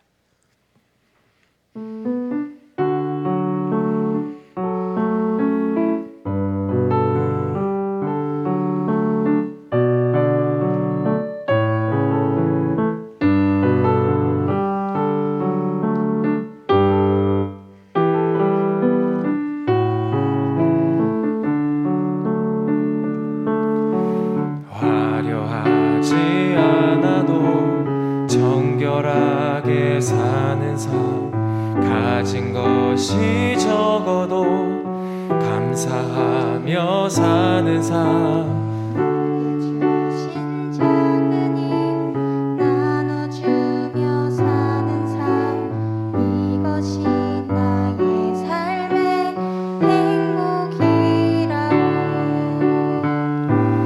이것이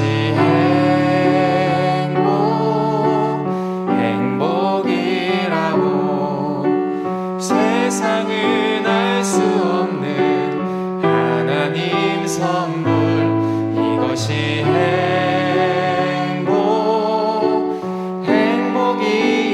행복이라고. 하나님의 자녀로 살아가는 것, 이것이 행복이라고.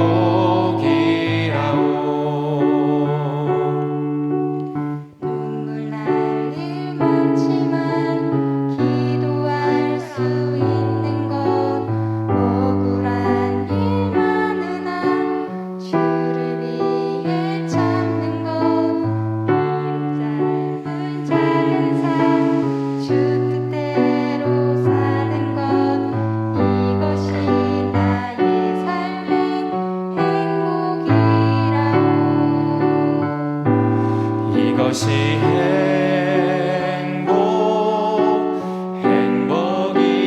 행복이라고. 세상은 알 수 없는 하나님 선물, 이것이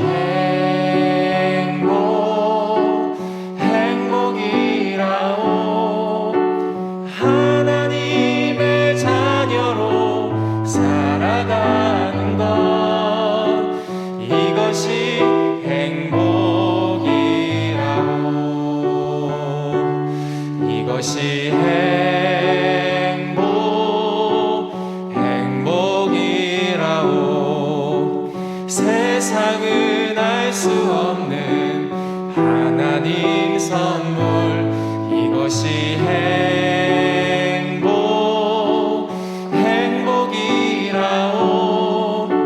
하나님의 자녀로 살아가는 것 이것이 행복이라오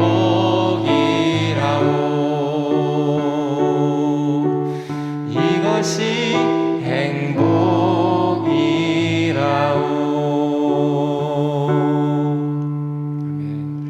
아멘. 드리신 예물 위해서 강은도 목사님 기도해 주시겠습니다. 하나님 감사합니다. 주님 이 시간 또 주님 앞에 귀한 예물을 구별하여 올려드립니다. 구별을 모르는 시대 가운데, 거룩을 모르는 시대 가운데 구별함을 살아가는 사랑하는 성도들이 여기에 있습니다. 하나님 우리의 인생이 구별되는 놀라운 축복을 누리게 하여 주옵소서. 하나님의 공급하심을 날마다 경험하게 도와주시고 주님이 우리와 함께 하시는 하나님을 향한 두려움과 하나님을 향한 놀라운 사랑이 함께 만나는 놀라운 복이 우리 인생 가운데 날마다 펼쳐지게 하여 주시옵소서. 하나님, 사람의 힘으로 살아가는 것이 아니라 하나님의 공급하심을 맛보는 주님 놀라운 축복을 누리는 사랑하는 성도들 한 분 한 분 될 수 있기를 주님 간절히 간구합니다. 역사하여 주옵소서. 각 교회들마다, 가정마다, 직장마다, 사업장마다 주님 특별히 우리 다음 세대 그 자녀들 머리 위에 주의 놀라운 은혜를 날마다 알아가여 주시옵소서. 감사드리며 이 모든 말씀 우리 주 예수 그리스도 이름으로 기도하옵나이다. 아멘. 네, 광고 말씀 드리겠습니다. 알파와 오메가 되시는 처음과 나중 되시는 하나님의 은혜로 매 집회 시간마다 은혜를 베풀어 주셨습니다. 주님의 은혜가 크십니다. 오늘도 여전히 큰 도전의 말씀으로 은혜 주신 강은도 목사님께 진심으로 감사를 드립니다. 작년에는 코로나 팬데믹으로 인해서 부흥회를 하지 못했습니다. 그러나 많은 증경 목사님들과 임원 목사님들 그리고 특별히 광릉회교회 담임 목사님과 장로님들이 크게 힘을 모아주셔서 작년에 하지 못했던 제29회 진호연 부흥회가 은혜 가운데 진행되었고 마무리되었습니다. 이 모든 것이 우리 하나님의 영광인 줄로 믿습니다. 우리 박수로 하나님께 영광을 돌리겠습니다. 특별히 이 집회를 섬겨주시는 사랑하는 많은 지역교회 교회들이 있습니다. 첫째 날 은성교회 찬양팀과 워십팀에서 아름다운 찬양으로 섬겨주셨고요. 또 열린교회에서 특송으로 섬겼습니다. 둘째 날 천성교회 찬양팀, 남양주 충신교회에서 특송으로 섬겨주셨습니다. 셋째 날 전인교회 찬양팀과 강릉내교회 샬렘교회에서 특송으로 섬겨주셨습니다.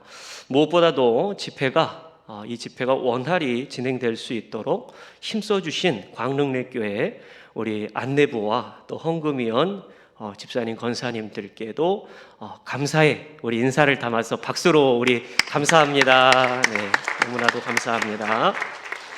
네. 각 지교회 목사님들을 축복하는 시간을 강사 목사님께서 가져주셨어요. 우리 각 지교회 목사님들이 이렇게 눈물로 기도해 주시고 힘써 주셔서 남양주 6개 지역회 가운데 유일하게 진접 오남 지역교회가 함께 모여서 부흥회를 할 수가 있었습니다. 진심으로 감사를 드립니다. 2021년 수고해 주신 임원분들을 잠시 앞에 나와서 소개하고 인사하는 시간을 갖도록 하겠습니다. 사실 첫째 날 해야 됐었지만 시간이 되지 않아서 회장 목사님, 또 부회장 목사님, 또 서기와 회계로 뒤에서 수고해 주신 우리 목사님까지 앞에 서서 같이 함께 인사하겠습니다.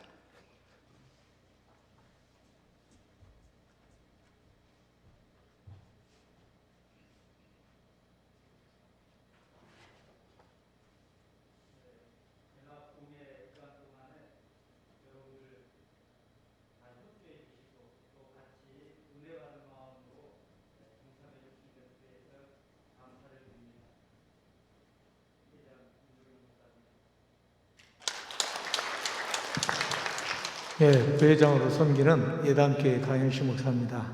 여러분들 너무 만나봐서 기쁘고 행복하고 이런 시간이 있다라는 게 너무 감사를 드립니다.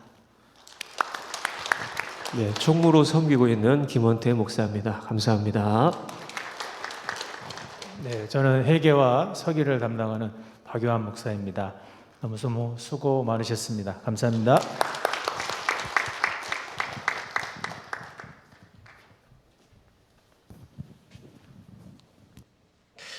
11월 1일 점심에 강평회가 있습니다.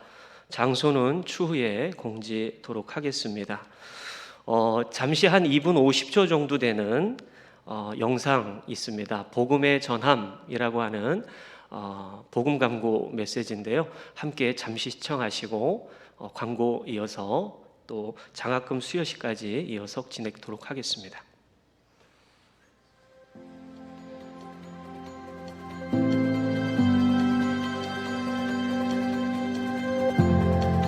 많은 사람들이 불가능할 거라 했지만 2020 대한민국 방방곡곡 복음 심기 캠페인은 하나님의 일하심을 경험하며 막을 내렸습니다.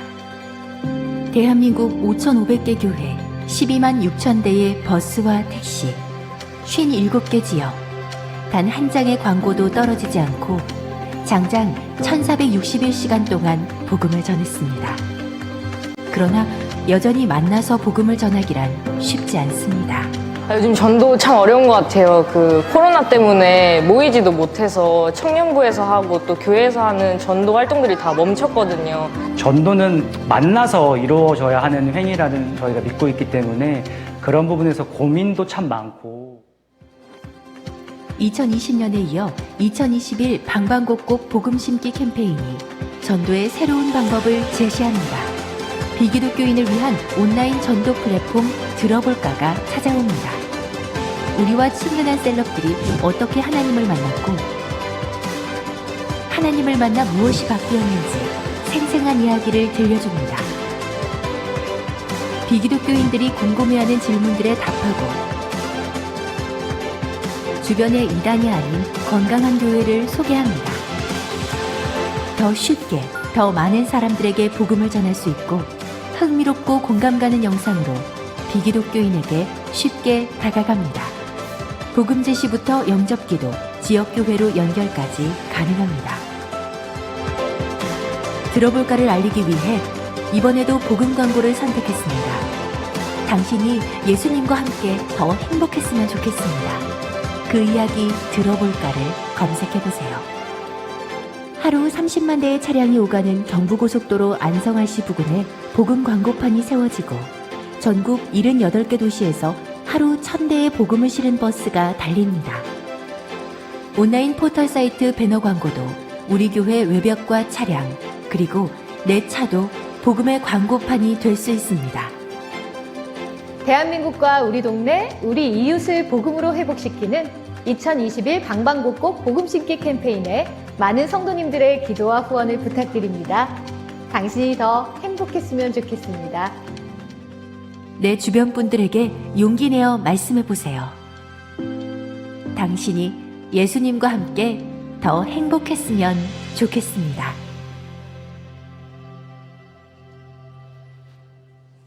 네, 감사합니다. 코로나 팬데믹으로 인해서 언택트 시대에 우리가 전도를 할 수 없는 가운데 있습니다. 그래서 이 복음 광고를 통해서 또 기독교 인식에 대해서 또 갱신하고 또 개선할 수 있는 좋은 시도라고 생각이 됩니다. 이미 해외에서도 많이 진행되고 있다고 합니다. 나가시면서 이 팜플렛과 복음 스티커가 차량용 스티커입니다. 이 스티커와 또 그냥 생활 속에서 붙일 수 있는 스티커가 있습니다. 이렇게 함께 마음이 동하신 분들 함께 참여해 주시고 함께 복음을 우리가 함께 전해가는 그런 진호연이 됐으면 좋겠습니다. 장학금 수여식을 진행할까요? 네, 연이어서 장학금 수여식 2021년 장학금 수여식을 진행토록 하겠습니다. 회장 목사님과 서기 목사님 나와주시기 바랍니다.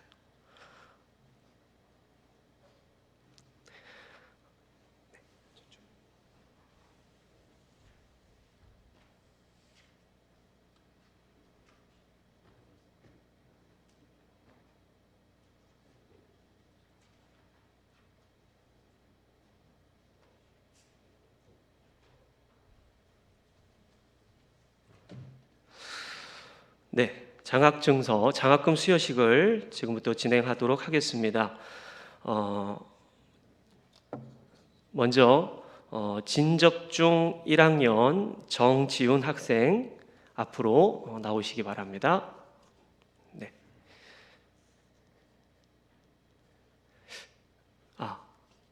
우리 학생들 그냥 다 같이 앞으로 11명 되는 학생들 다 앞으로 나오겠습니다. 시간 관계상 그냥 앞으로 다 나오셔서 서도록 하겠습니다. 네. 옆으로 이렇게 서 주시고요. 네.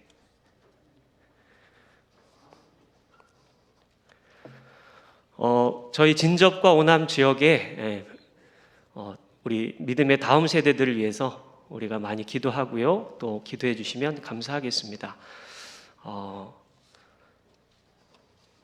네, 앞으로 이렇게 서 주시면 감사하겠습니다.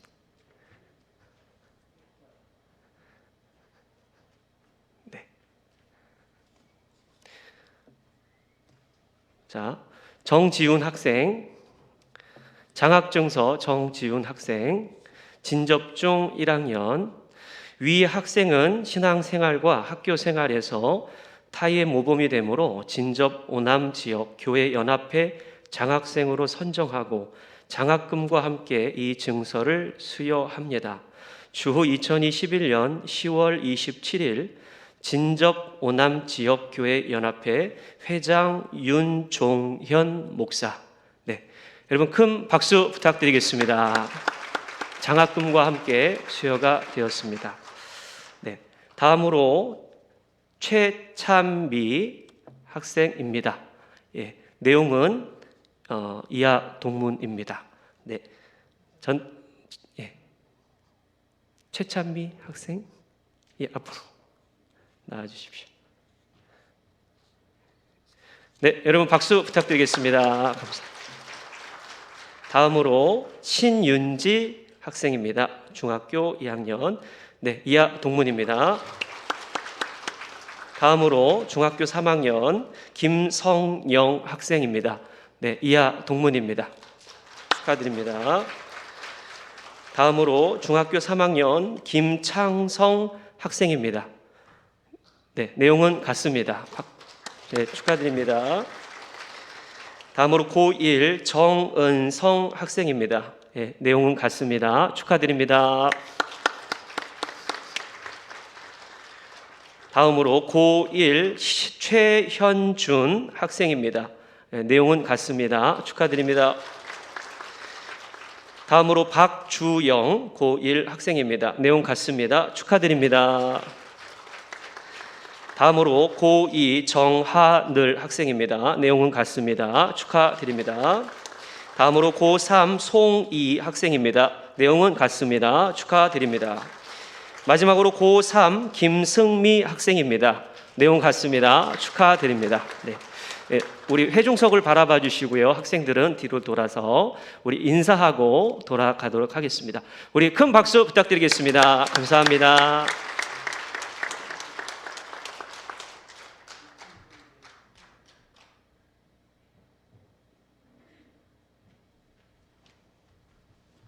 네, 우리 회장 목사님께서 축복 기도 해주시도록 하겠습니다.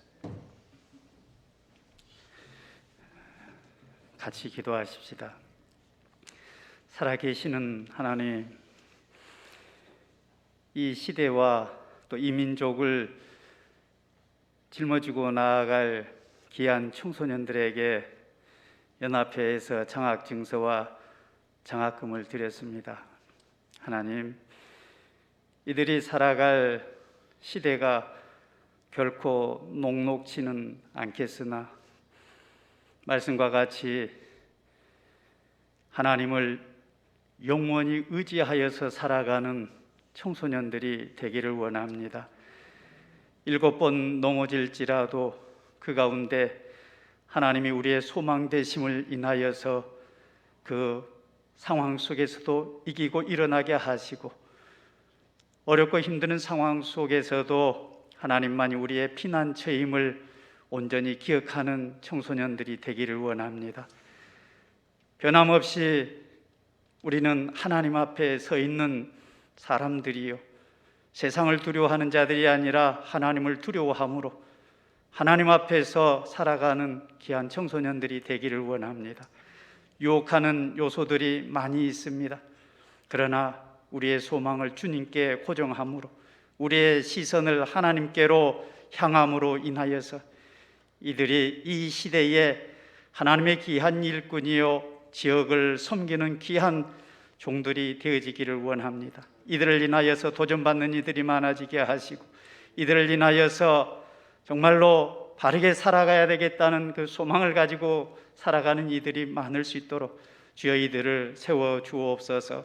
하나님 필요한 일꾼들 되게 하옵소서. 어느 곳에 있든지 어떤 상황 속에서든지 정말로 쓸만한 일꾼들이 되도록 우리 주님 이들에게 복의 복을 더하여 주옵소서. 주를 믿고 의지하고 나아갈 때마다 주께서 함께 하심으로 시온의 대로가 열리게 하시고 저들이 주를 향하여 나아갈 때마다 주님의 선하시고 인자하신 그 인도를 받아서 살아가는 복된 종들이 되게 하여 주옵소서. 이전과 이후가 달라지게 하옵소서. 이제 진저보남 지역 장학생으로 선발되어 싸우니 이후의 삶은 정말로 하나님 앞에서 하나님께 귀하게 쓰임받는 종들이라는 사실들을 명심하여서 하나님 앞에 복을 입고 하나님 앞에서 자랑이 되는 귀한 자녀들 되게 하여 주옵소서. 이들에게 복의 복을 더하여 주옵소서. 감사하면서 예수님의 이름으로 기도합니다. 아멘.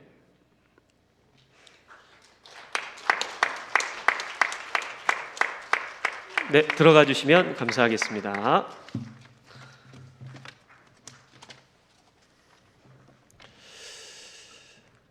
오늘 마지막 날인데 끝나기 전에 이런 인사를 좀 했으면 좋겠습니다. 원래 제가 예배 인도하면서 말을 거의 안 하는 목사인데 꼭 이런 인사했으면 좋겠습니다.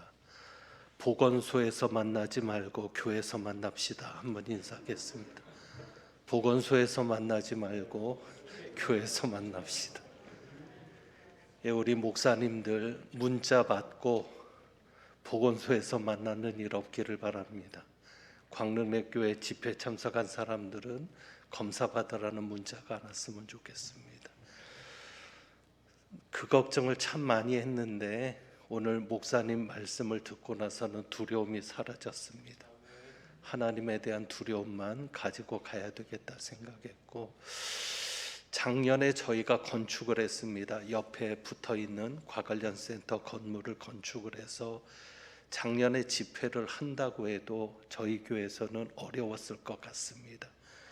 건축을 1월 15일에 시작했는데 코로나가 터졌습니다. 그래서 만약에 코로나가 좀 일찍 터졌더라면 건축을 안 했을 텐데 그것도 하나님의 뜻이 있는 거라고 생각하고, 그래서 작년에는 교회가 공사판이었습니다.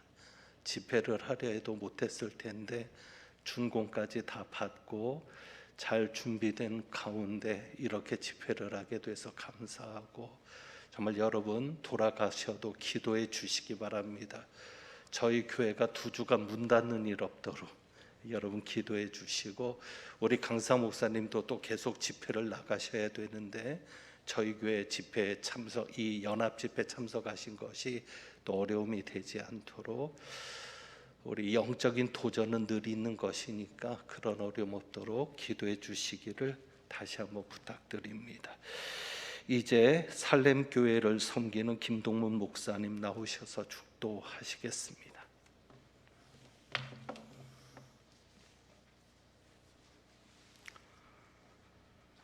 이제는 우리 주 예수 그리스도의 은혜와 하나님의 극진하신 사랑과 성령의 감동감화 교통하심이